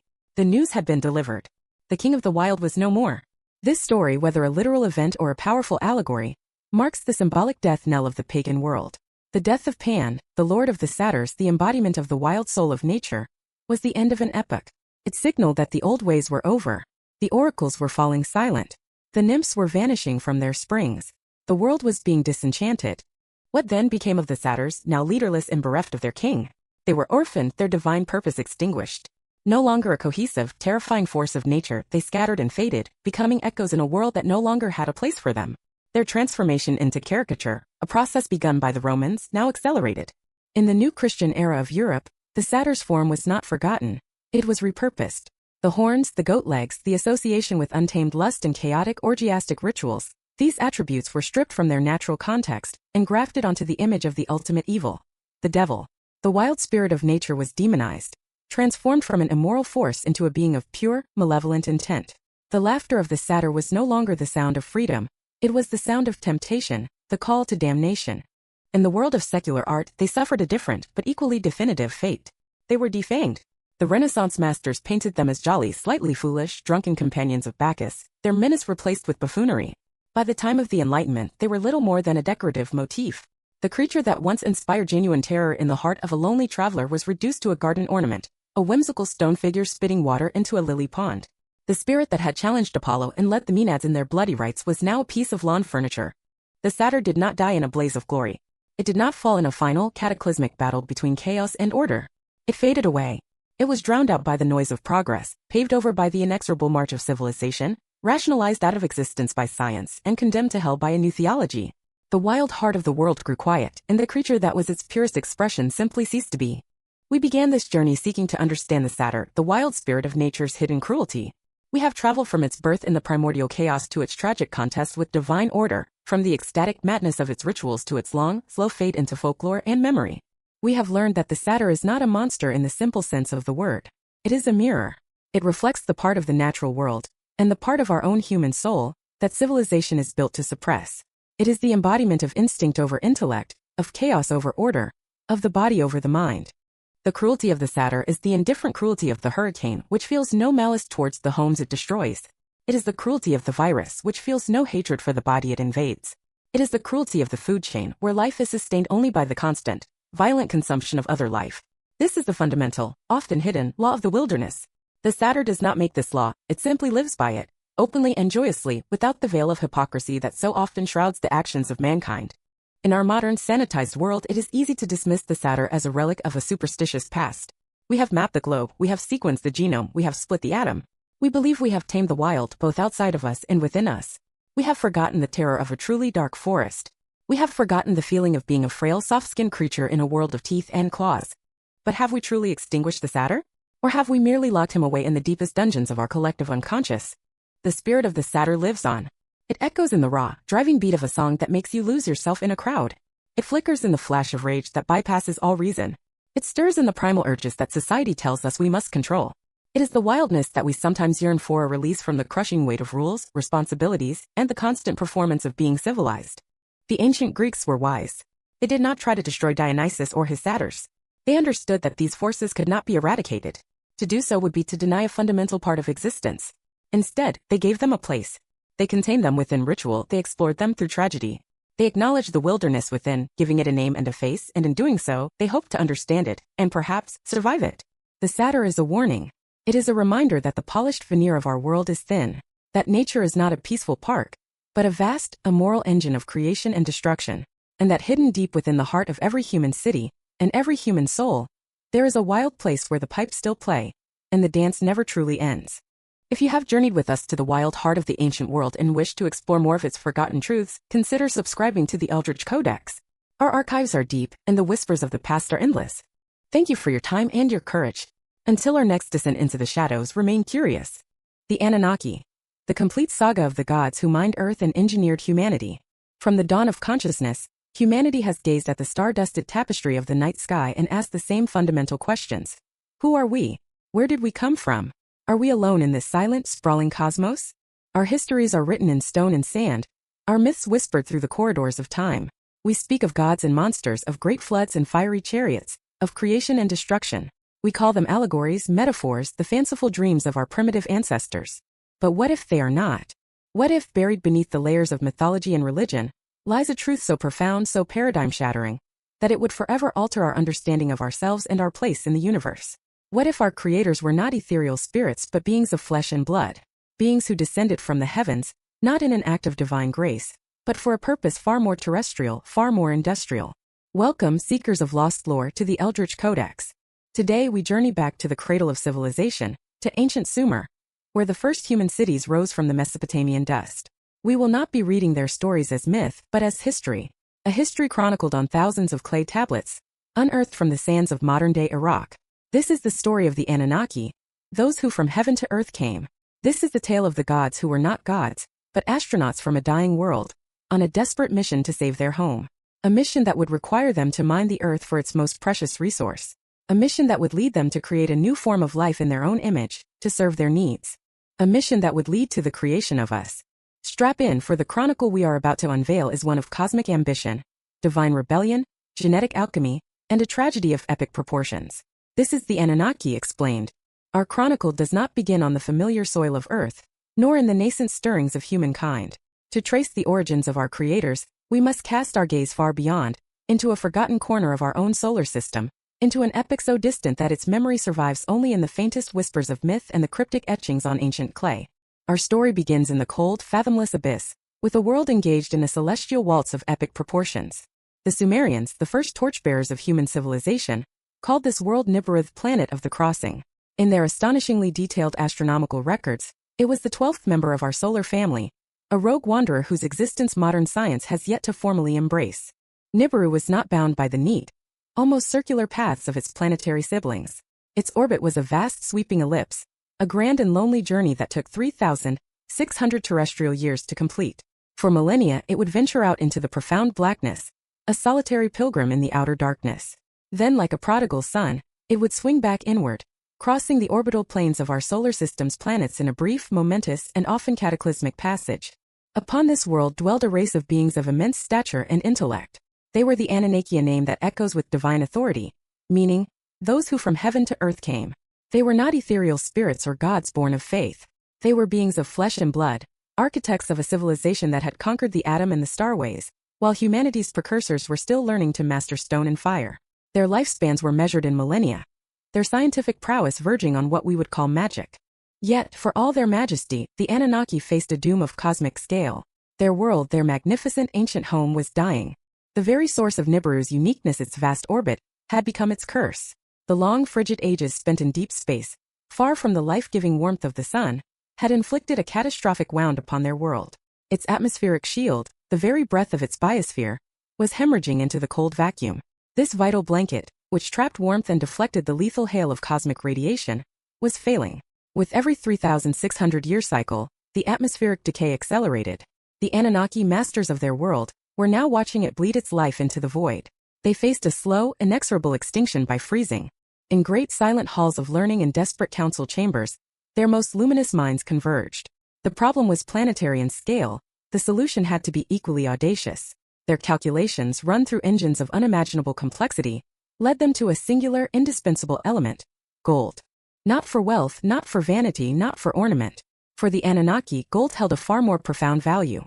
They had discovered that finely milled particulate gold, when suspended in the highest strata of their atmosphere, possessed the unique property to refract the precious warmth and light of the sun, sealing the atmospheric breach and stabilizing their world's climate. It was a planetary band-aid, a technological miracle capable of saving their civilization. There was but one devastating flaw in their grand design. After eons of use in industry, Nibiru, their home, was barren of this essential metal. Their own reserves were utterly exhausted. A silent panic gripped the heart of their empire. Their astronomers, their long-range scanners, their unmanned probes, all were directed outward. A desperate search for this needle in a cosmic haystack. They surveyed the gas giants, the rocky inner worlds, the asteroid belt. And then they found it. Their gaze fell upon the 7th planet in their counting from the outer darkness. A young, vibrant world, teeming with a chaotic, untamed vitality. A world whose deep geological veins pulsed with a resource they needed more than life itself. A world the Sumerians would later call Ki. We call it Earth. The discovery sent a shockwave through the Anunnaki hierarchy. The decision fell to the Great Council of Nibiru, presided over by their sovereign ruler, a king whose authority was absolute, Anu. The debate was grave, the implications staggering. To journey to another world, to establish a colonial presence for the sole purpose of extracting its resource, it was an undertaking of unprecedented scale. But the alternative was the slow death of their race. The decision was made. It was etched into the annals of their history. An expedition would be launched. A mission of salvation. A mission to plunder one world to save another. A crew of 50 of their finest was chosen. They were pioneers, scientists, and engineers, and they were to be led by a mind of singular brilliance, a master of the life sciences and a pioneer of planetary engineering. He was Anu's own firstborn son, though not his legal heir. His name was Ea, a title meaning he whose home is water. It was a name that would prove profoundly prophetic.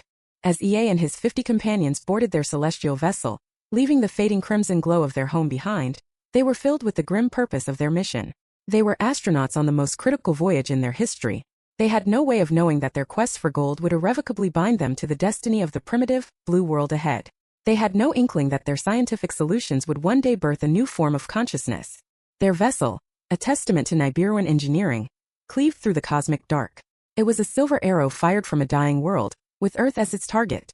After a long journey, they pierced the dense, oxygen-rich atmosphere of our young planet, a controlled inferno streaking across the prehistoric sky like a falling star.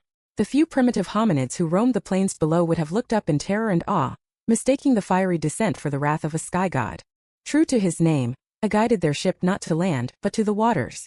With a thunderous hiss of displaced water and superheated steam, their craft plunged into the calm expanse of what we now know as the Persian Gulf. From the belly of their ship, Ea and his crew established their first base of operations on the edge of the marshes. They would call this place Eridu, home in the faraway. It was a name steeped in the loneliness of their mission, a reminder of the world they had left behind. Eridu, the first city on planet Earth. Not built by human hands but by the hands of gods from the stars. The first outpost of an alien civilization on our planet, its foundation marking the true, unwritten genesis of a new epoch.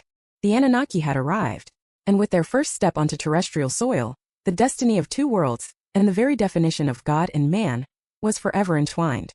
With their base established at Eridu, the great work began.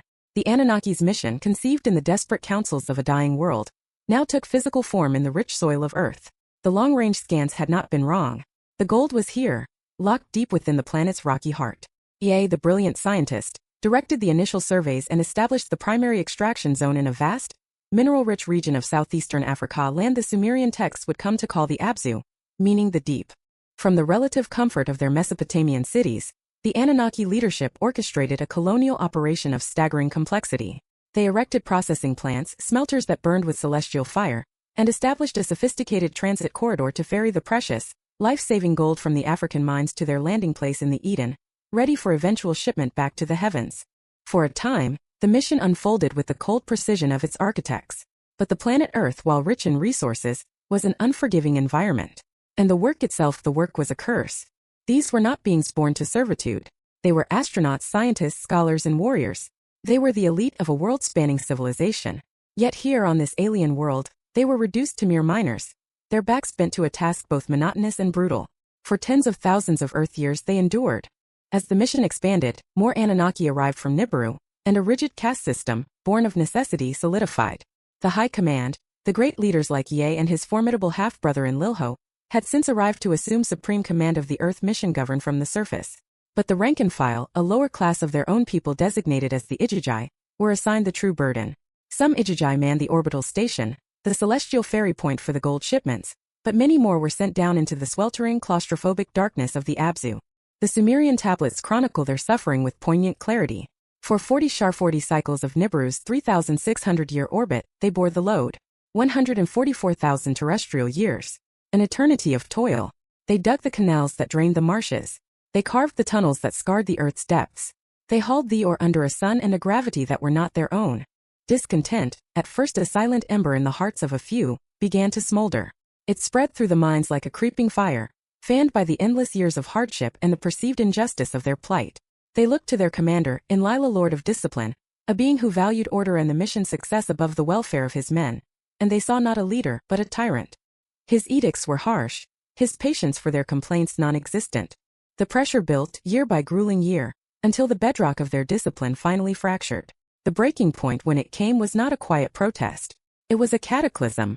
In a singular, explosive act of defiance, they declared their rebellion. They set fire to their tools. They marched, a unified legion of wrath, from the hellish depths of the African mines. Their collective anger, suppressed for an unimaginable age, was now a storm front moving across the land. Their destination, Nippur, the center of command in Mesopotamia, the dwelling place of Enlil himself. The Sumerian epic, the Atrahasis, describes this moment with chilling intensity. It was a cosmic insurrection, a mutiny that sent tremors through the very hierarchy of the gods. Enlil, lord of the command, was besieged, trapped in his own headquarters by the very workers he commanded.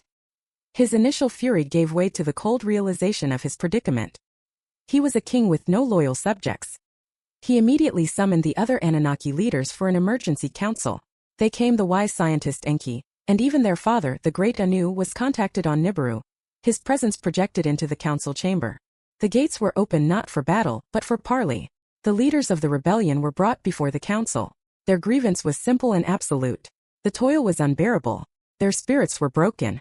They would not, under any circumstances, return to the mines. The stakes were laid bare. Without the miners, the flow of gold would cease. Without the gold, Nibiru was doomed. The entire multi-millennial mission had ground to a halt on the verge of a civil war.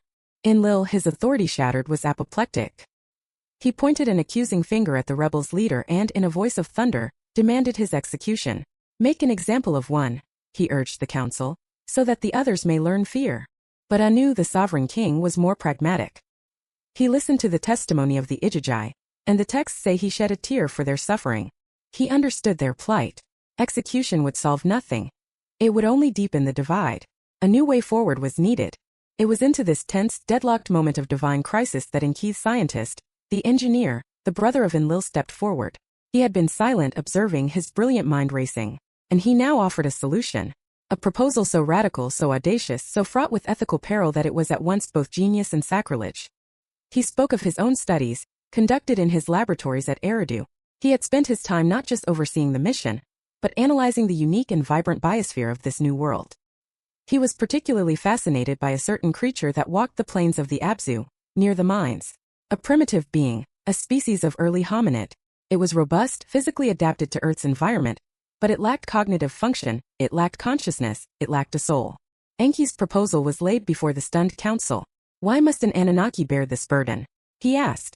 "Let us not force it upon our brethren. Let us instead create what we need. Let us fashion a servant to take on the toil." He proposed to take the essence of this primitive earth creature, the clay of the earth, as the texts call it, and to bind upon it the image of the gods.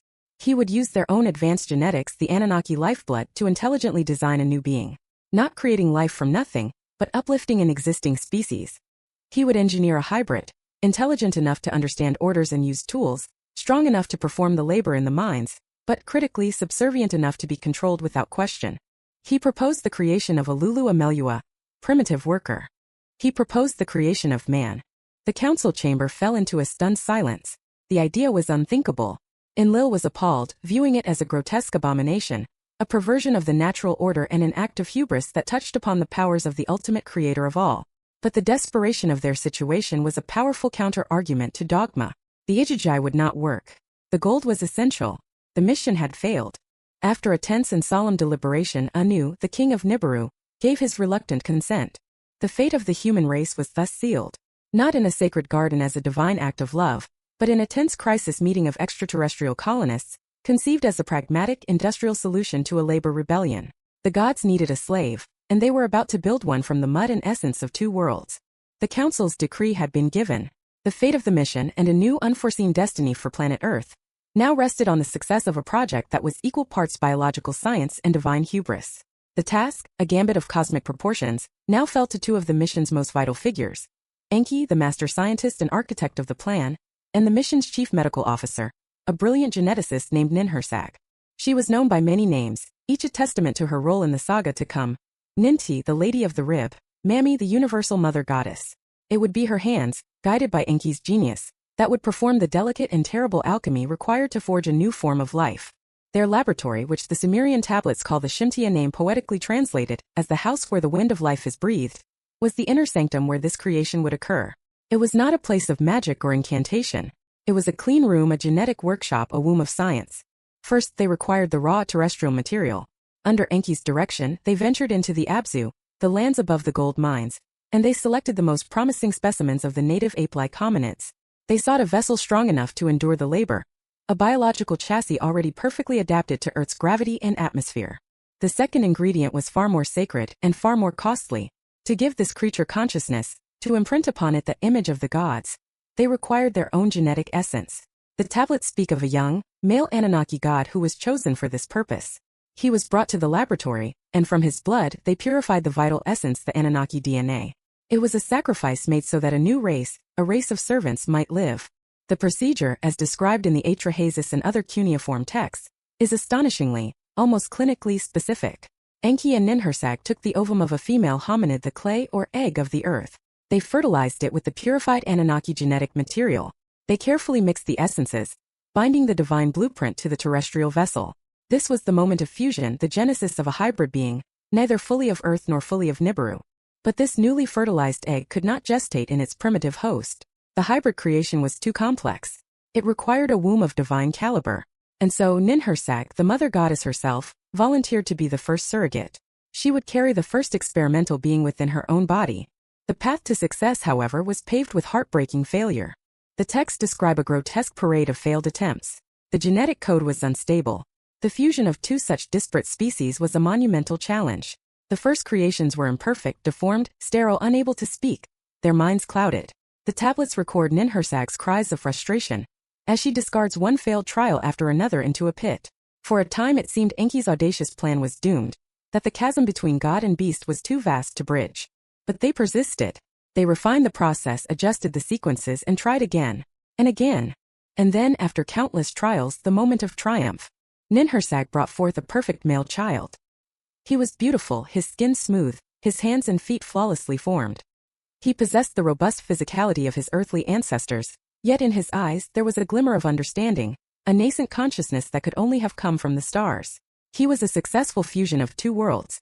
The texts capture Ninhursag's cry of victory and relief, a cry that would echo through all of subsequent mythology. She held the infant aloft and exclaimed, "I have created it. My hands have made it." They called this first perfect human Adamu, a name whose Semitic root means of the earth, a direct parallel to the Adam of the Bible. He was the prototype, the successful model. But a single worker was not enough to save their mission. They needed an army.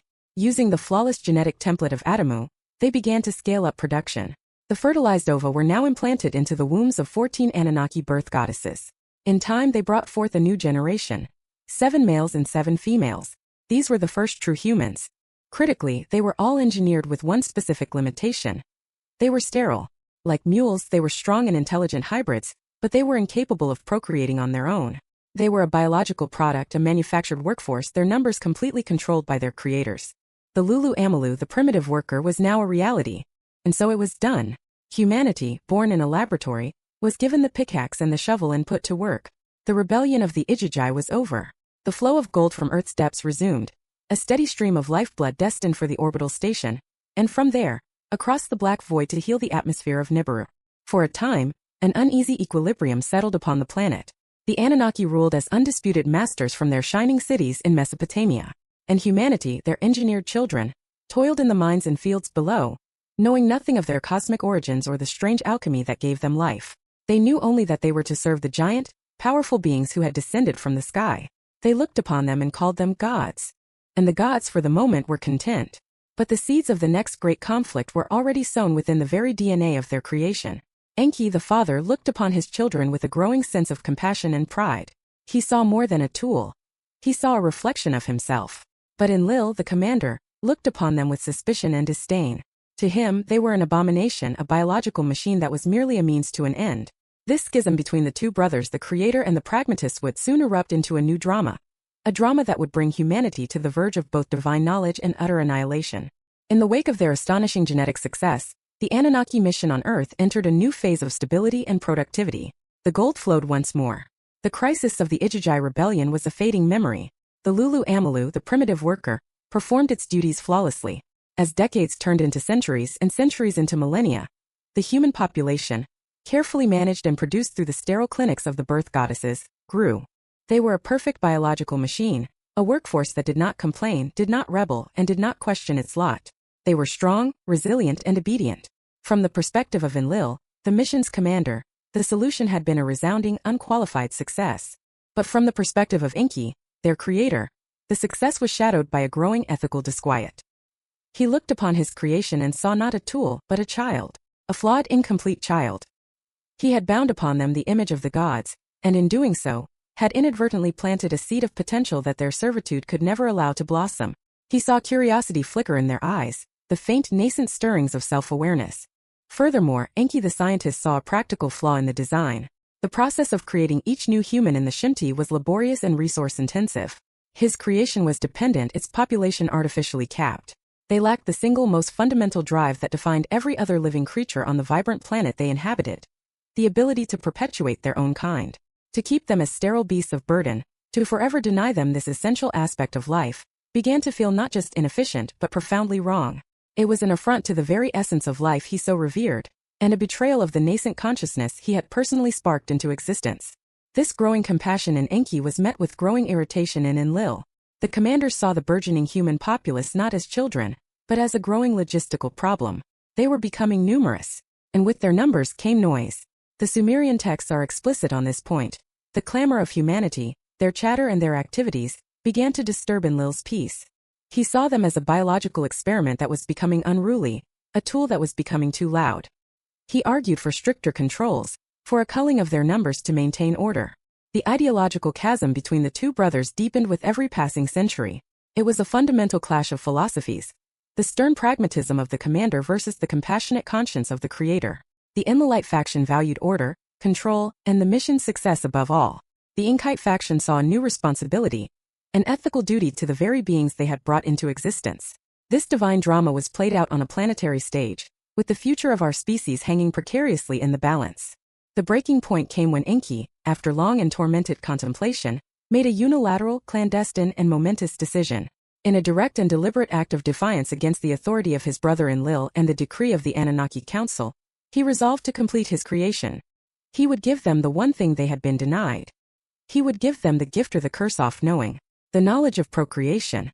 The ancient tablets tell a story at this juncture that is hauntingly, unmistakably, the precursor to our own biblical tradition. Enki went to the Edenth, home of the righteous ones, the Anunnaki's private reserve in Mesopotamia. There, he sought out his prize specimens, the Adamu and his female counterpart. He did not deliver a lecture or issue a command. He acted as a scientist. The texts are allegorical, speaking of a tree of knowledge and a serpent who tempted the first humans. It is no mere coincidence that Enki's primary cult symbol, throughout Sumerian history, was the serpenter, more accurately two serpents entwined, a symbol of hidden wisdom, of healing, and to a modern eye the unmistakable representation of the double helix of DNA. Enki, the serpent in the garden, was not a deceiver tempting humanity to its fall. He was a genetic liberator. He performed a second secret act of genetic engineering. He activated their dormant reproductive capabilities, rewriting their biological destiny. He gave Adamu and Tiamat the knowledge of how to be like the gods, the knowledge of how to create life themselves. When Enlil discovered what his brother had done, his fury was absolute. This was not mere insubordination. This was the ultimate transgression. Enki had not just disobeyed an order.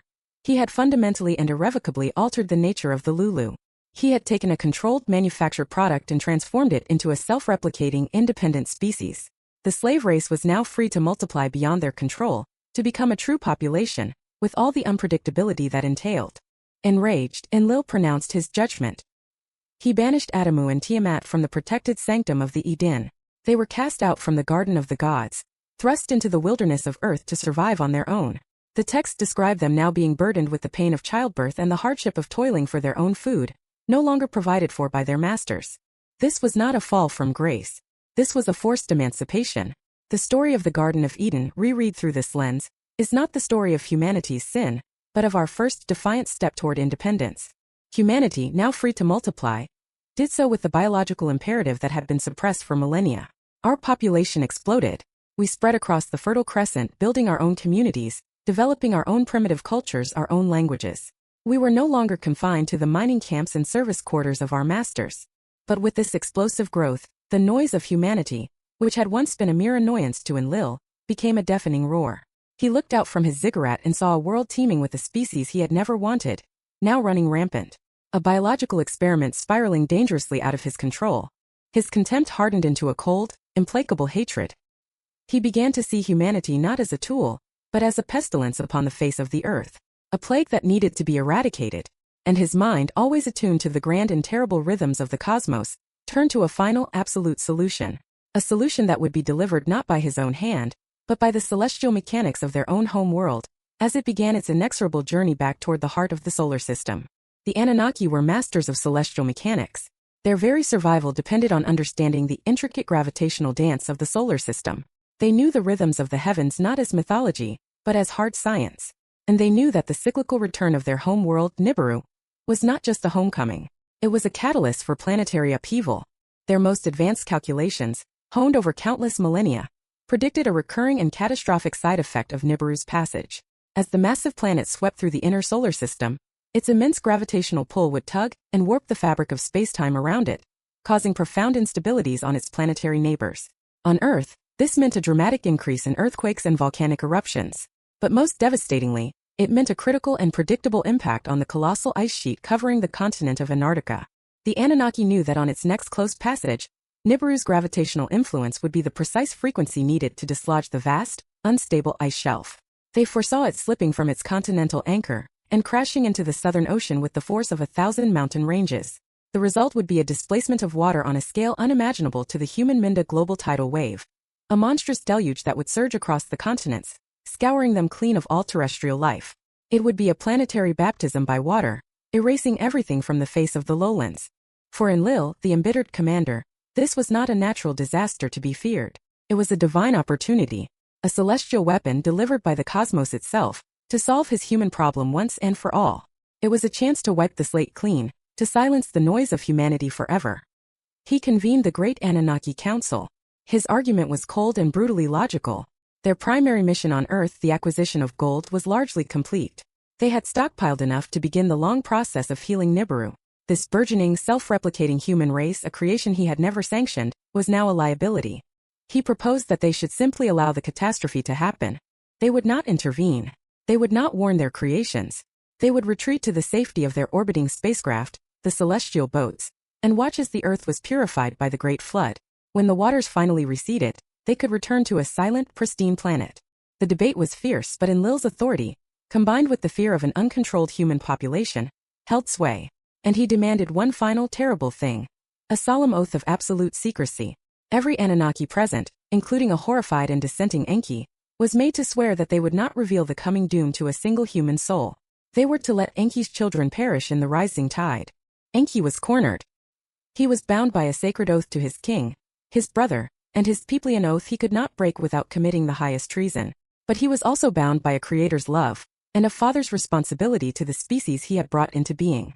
His conscience was a battlefield. To honor his oath was to be complicit in genocide. To break it was to betray his own kind. The ancient texts describe Enki's torment with great pathos. He walked the earth in the days leading up to the flood, his heart heavy with the terrible secret he carried. He could not directly speak to a human and violate his vow. And so, in an act of brilliant legalistic cunning, he devised a plan to save the seed of humanity without technically breaking his word.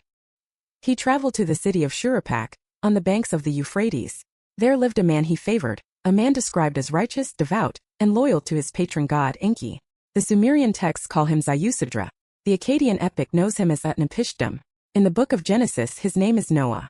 Enki went to Zayusudra's dwelling, but he did not speak to the man. He spoke to the reed wall. Reed hut. Wall, wall, he whispered. Listen to my words. Knowing full well that his faithful servant was inside and could overhear every syllable, he revealed the god's terrible secret. He spoke of the coming deluge, a watery grave for all mankind, a plan decreed in the High Council. He commanded the wall and by extension, the man within to dismantle your house and build a boat. Not just any boat, he instructed, but a sealed vessel, a submersible craft designed to withstand the full fury of a global tsunami. The texts call it a MacGregor, a boat that can turn and tumble. He provided precise dimensions, instructions on reinforcing the structure, and the critical knowledge of how to seal it, inside and out, with bitumen. He instructed Zayusudra to take his family, a few skilled craftsmen, and the seed of all living things, the DNA, the essence of life, into the vessel and to seal the door from the inside before the rains began. Zayusudra, recognizing the voice of his god, obeyed without question. He and his sons worked feverishly to build the great ark. And then the day of doom arrived. Just as the Anunnaki calculations had predicted, the cataclysm came. The texts describe it with terrifying awe. A roaring sound from the south. The floodgates of the sky and the deep were opened. The deluge, led by the storm god Adad, erupted with a ferocity that terrified not only mankind, but the very gods who had allowed it. From the silent safety of their ships in high orbit, The Anunnaki watched the world drown. They had willed this, yet they were unprepared for the sheer, absolute horror of witnessing a planetary extinction event. The Epic of Gilgamesh describes them cowering like beaten dogs, huddling together in the heavens as the storm raged below. Ninhursag, the mother goddess, who had birthed the first humans, wept bitterly. "How could I have commanded such evil?" she cried, watching her children be swept away. Even the stoic Enlil was shaken, his face pale as he watched the utter devastation he had unleashed.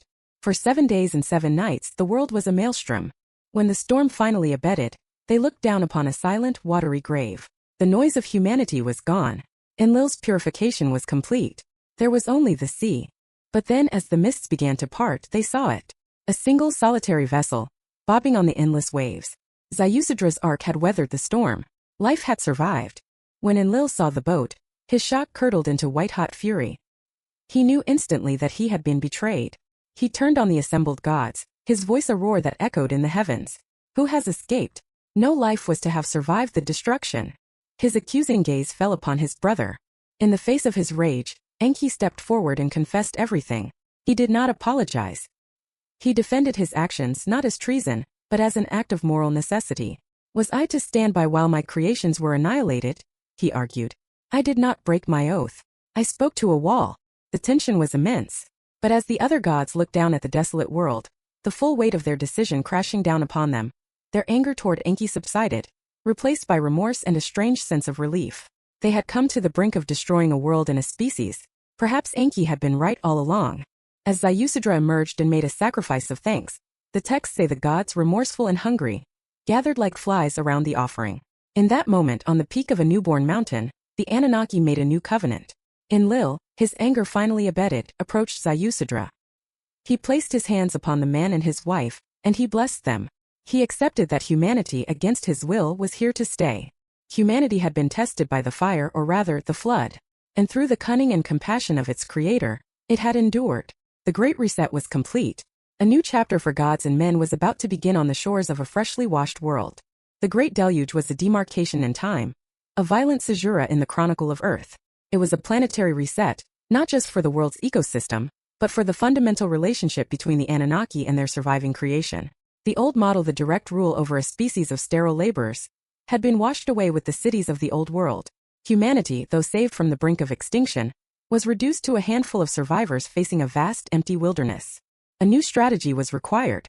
The Anunnaki, chastened by the cataclysm and now resigned to humanity's permanence, decided on a new form of governance. They would no longer rule as direct masters, but as distant divine patrons. They would rebuild civilization, but this time they would place human intermediaries on the throne. The Sumerian king lists, one of the most remarkable historical documents ever unearthed, state this transition with stark clarity. They record the kings who ruled before the flood, and then they state, after the flood had swept over, and the kingship was lowered from heaven, the kingship was in Kish. Kingship was lowered from heaven. Civilization was not re-evolved over painstaking millennia. It was re-gifted, jump-started by the gods themselves. The Anunnaki descended once more and began the great work of reconstruction. They partitioned the newly cleansed earth among their principal leaders. Enki's great-grandson Ninurta, the heroic warrior of the Enlilite clan, was given the honor of designing the new drainage and irrigation systems that made the river valleys fertile again. Great cities were founded, each assigned to a specific Anunnaki deity, serving as their terrestrial centers of command and worship. Eridu was re-established for Enki. Enlil reclaimed his seat of power in the holy city of Nippur. Other cities Lagash, Uruquir given to their children and grandchildren. Humanity was organized, taught the high arts of civilization, writing, law, metallurgy, mathematics, and a profound and complex astronomy.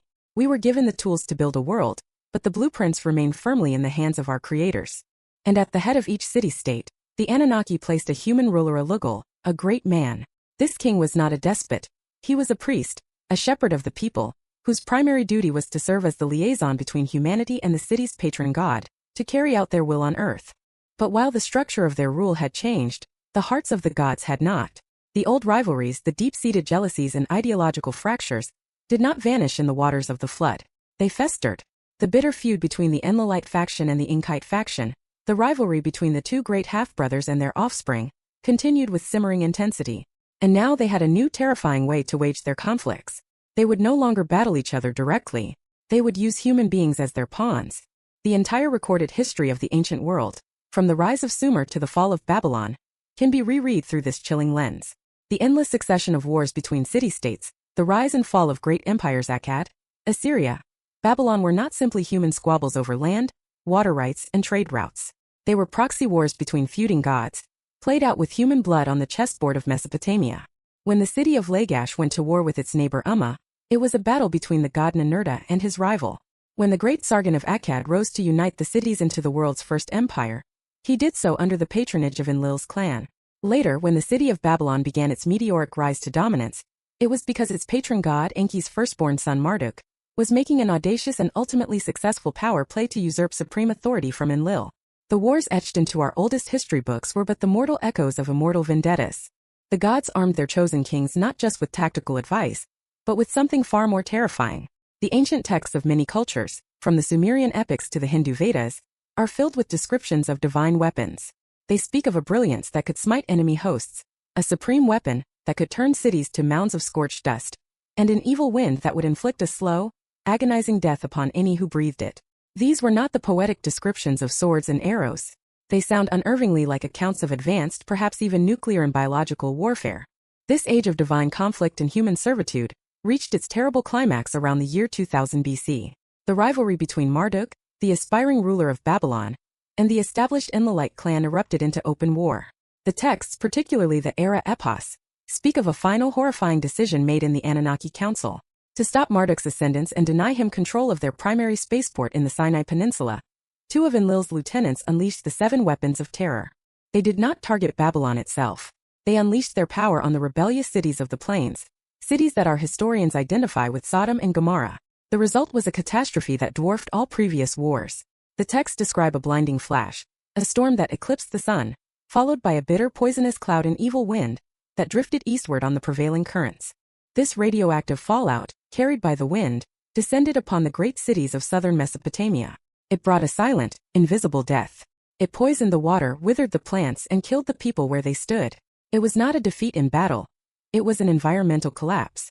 Archaeologists today confirm the sudden, inexplicable, and total collapse of the magnificent Sumerian civilization at precisely this time. The land became barren and uninhabitable for centuries. This, it seems, was the final straw. The Anunnaki had brought their own conflicts to Earth, and in doing so, had poisoned the very cradle of the civilization they had built. Perhaps their mission was truly complete. Perhaps their internecine wars had become too destructive. Or perhaps the great 3,600-year clock of Nibiru's orbit was ticking onward, taking their home world far away from the sun once more, and it was simply time for them to leave. One by one they departed. They left their human kings in charge, their legacies encoded in our laws and our sciences, and their stories woven into the fabric of our myths. The powerful, passionate, and deeply flawed gods of the Greek, Roman, Norse, and Egyptian pantheons may be but different cultural memories of this same group of flesh and blood colonists. They left. But they left behind their genetic fingerprint in our DNA. And they left a promise, a prophecy whispered through the ages. A promise that one day, when the planet of the crossing returned, they too would return. And so after the final, terrible wars and the silent departure of the gods, we are left here. We, the inheritors of this strange and violent genesis, inhabiting a world now networked by technology and governed by the belief that we are the sole authors of our own destiny. We are the children of Sayusudra, the descendants of the Adamu, now 8 billion strong, masters of a planet we believe we conquered on our own. The saga of the Anunnaki, pieced together from thousands of clay tablets unearthed from the sands of time by scholars like the controversial Zecharia Sitchin, presents us with a narrative of our origins so profound and so shattering that it strains the very limits of belief. It is a story that has been relegated to the fringes, dismissed by mainstream academia as pseudo-history, a fanciful misinterpretation of mythological poetry. The orthodox view holds that the gods of Sumer were but metaphors for the terrifying and unpredictable forces of nature. Enlil the storm, Enki the water, Inanna the morning star. Their stories, we are told, are allegories designed to explain a world that our primitive ancestors could not otherwise comprehend. And yet, even when viewed through the sober lens of modern skepticism, the questions persist. They linger like ghosts in the halls of our accepted history, nagging at the loose threads of our conventional narrative. How do we account for the Sumerians? The first true civilization, which seemed to explode into existence out of the Neolithic twilight with a fully formed, breathtakingly sophisticated suite of knowledge. Where did they acquire their profound understanding of astronomy? Their tablets, the permanent records of their knowledge, do not just map the heavens. They depict a solar system with a startling accuracy that should have been impossible. They knew of the distant, gaseous giants we now call Uranus and Neptune, planets invisible to the naked eye that our own science would not discover for another 4.5 millennia. And most unnervingly in their celestial diagrams, they consistently include a 12th planet, a great, undiscovered world beyond Pluto, the home of the gods, Nibiru. Whence came this impossible knowledge? Why do we find the same core myths echoed in the cradle of every ancient civilization? Why do cultures separated by vast oceans and thousands of years all tell stories of gods who descended from the heavens, beings who taught them the arts of civilization, who gave them agriculture and writing? Why do they all share a collective traumatic memory of a great flood that wiped the world clean? Are these mere archetypes bubbling up from a shared human unconscious? Or are they the fractured memories of a single, shared historical event? And what of the vessel of this history, humanity itself? What of our own biology? Our geneticists, in mapping the human genome, found that the vast majority of our DNA serves no discernible purpose. They have labeled it junk DNA. But nature is rarely so wasteful. Could these dormant, uncoded sequences be the lingering evidence of our genetic manipulation? Is the Anunnaki fingerprint still there, locked within our very cells, waiting for a key we have yet to discover? The biblical notion that we are made in God's image takes on a chillingly literal meaning in this context. The Anunnaki hypothesis, for all its radical claims, offers a single, cohesive, and terrifyingly elegant framework that addresses all of these nagging inconsistencies. It does not answer them with faith or with metaphor. It answers them with a story of engineering, of colonialism, of politics, and of war. It reframes our entire identity. We are not a cosmic fluke, the accidental byproduct of a primordial soup in random mutation. Nor are we the cherished and deliberate creation of an all-powerful, benevolent deity. In this telling, we are something far more complex and perhaps far more tragic. We are the children of two worlds. We carry the terrestrial resilience of our hominid ancestors, perfectly adapted to this planet's biosphere. But we also carry the celestial spark of our creators, a divine intelligence that allows us to dream, to build, to question, and to reach for the very stars from which they came. We are a slave race that was accidentally set free, a species that survived its own calculated genocide, a people who fought the proxy wars of their gods and then inherited a planet when those gods went home. And this realization, this rereading of our own genesis, leaves us standing at the precipice of one final, awe-inspiring, and profoundly unsettling question. The Anunnaki left, but the Sumerian texts and the myths that followed are clear on one point. They left with a promise. Prophecy. They vowed to one day return. Their world, Nibiru, remains bound to its 3,600-year orbit. The great celestial clock is still ticking. Some researchers align their departure with the great calamities around 2000 BC. Others look to different timelines. But the cycle is eternal. Its return is not a matter of if but when. Is the prophecy of their return a promise of a joyful reunion with our long-lost creators? Or is it a warning? If they do return, what will they find? Will they see us as their prodigal children who have fared well in their absence, who have built a world of wonders? Or will they return as landlords, as masters coming to reclaim their property? How will they view a humanity that has grown from a few 100,000 frightened servants into a global civilization of 8 billion self-aware, often arrogant, and powerfully armed souls? A species that is no longer the compliant, manageable tool they left behind. We do not know. We cannot know. We can only continue to dig in the sands of forgotten cities, to decipher the cryptic warnings on ancient clay, and to listen to the enduring whispers of our oldest stories. And we can continue to point our telescopes toward the heavens, scanning the darkness, wondering if one day, we will see a new star appear where one should not bait a planet of the crossing, returning at last. The truth, as always, is out there, waiting to be rediscovered in the forbidden pages of the Eldritch Codex. The saga of the Anunnaki is a powerful and compelling narrative. It challenges the very foundations of our history, our religion, and our identity. Whether you see it as literal history decoded from clay tablets, or as a magnificent and complex modern myth, its power to make us question everything is undeniable. It forces us to look at our past with new eyes, into our future with a renewed sense of wonder and trepidation. What do you think? Are we the product of extraterrestrial engineering? Are the gods of our ancestors echoes of flesh and blood astronauts from a planet called Nibiru? Or are these tablets simply the rich and beautiful poetry of a civilization trying to make sense of the world around them? Let us know your thoughts, your theories, and your interpretations in the comments below. The quest for knowledge is a conversation, and every voice adds a piece to the puzzle. Thank you, fellow seekers, for joining us on this journey into our forgotten Genesis. If you wish to uncover more forbidden histories and explore the mysteries that lie at the edge of our understanding, be sure to subscribe to the Eldritch Codex and activate the bell for notifications. Until next time, keep questioning, keep searching, and never stop looking up at the stars.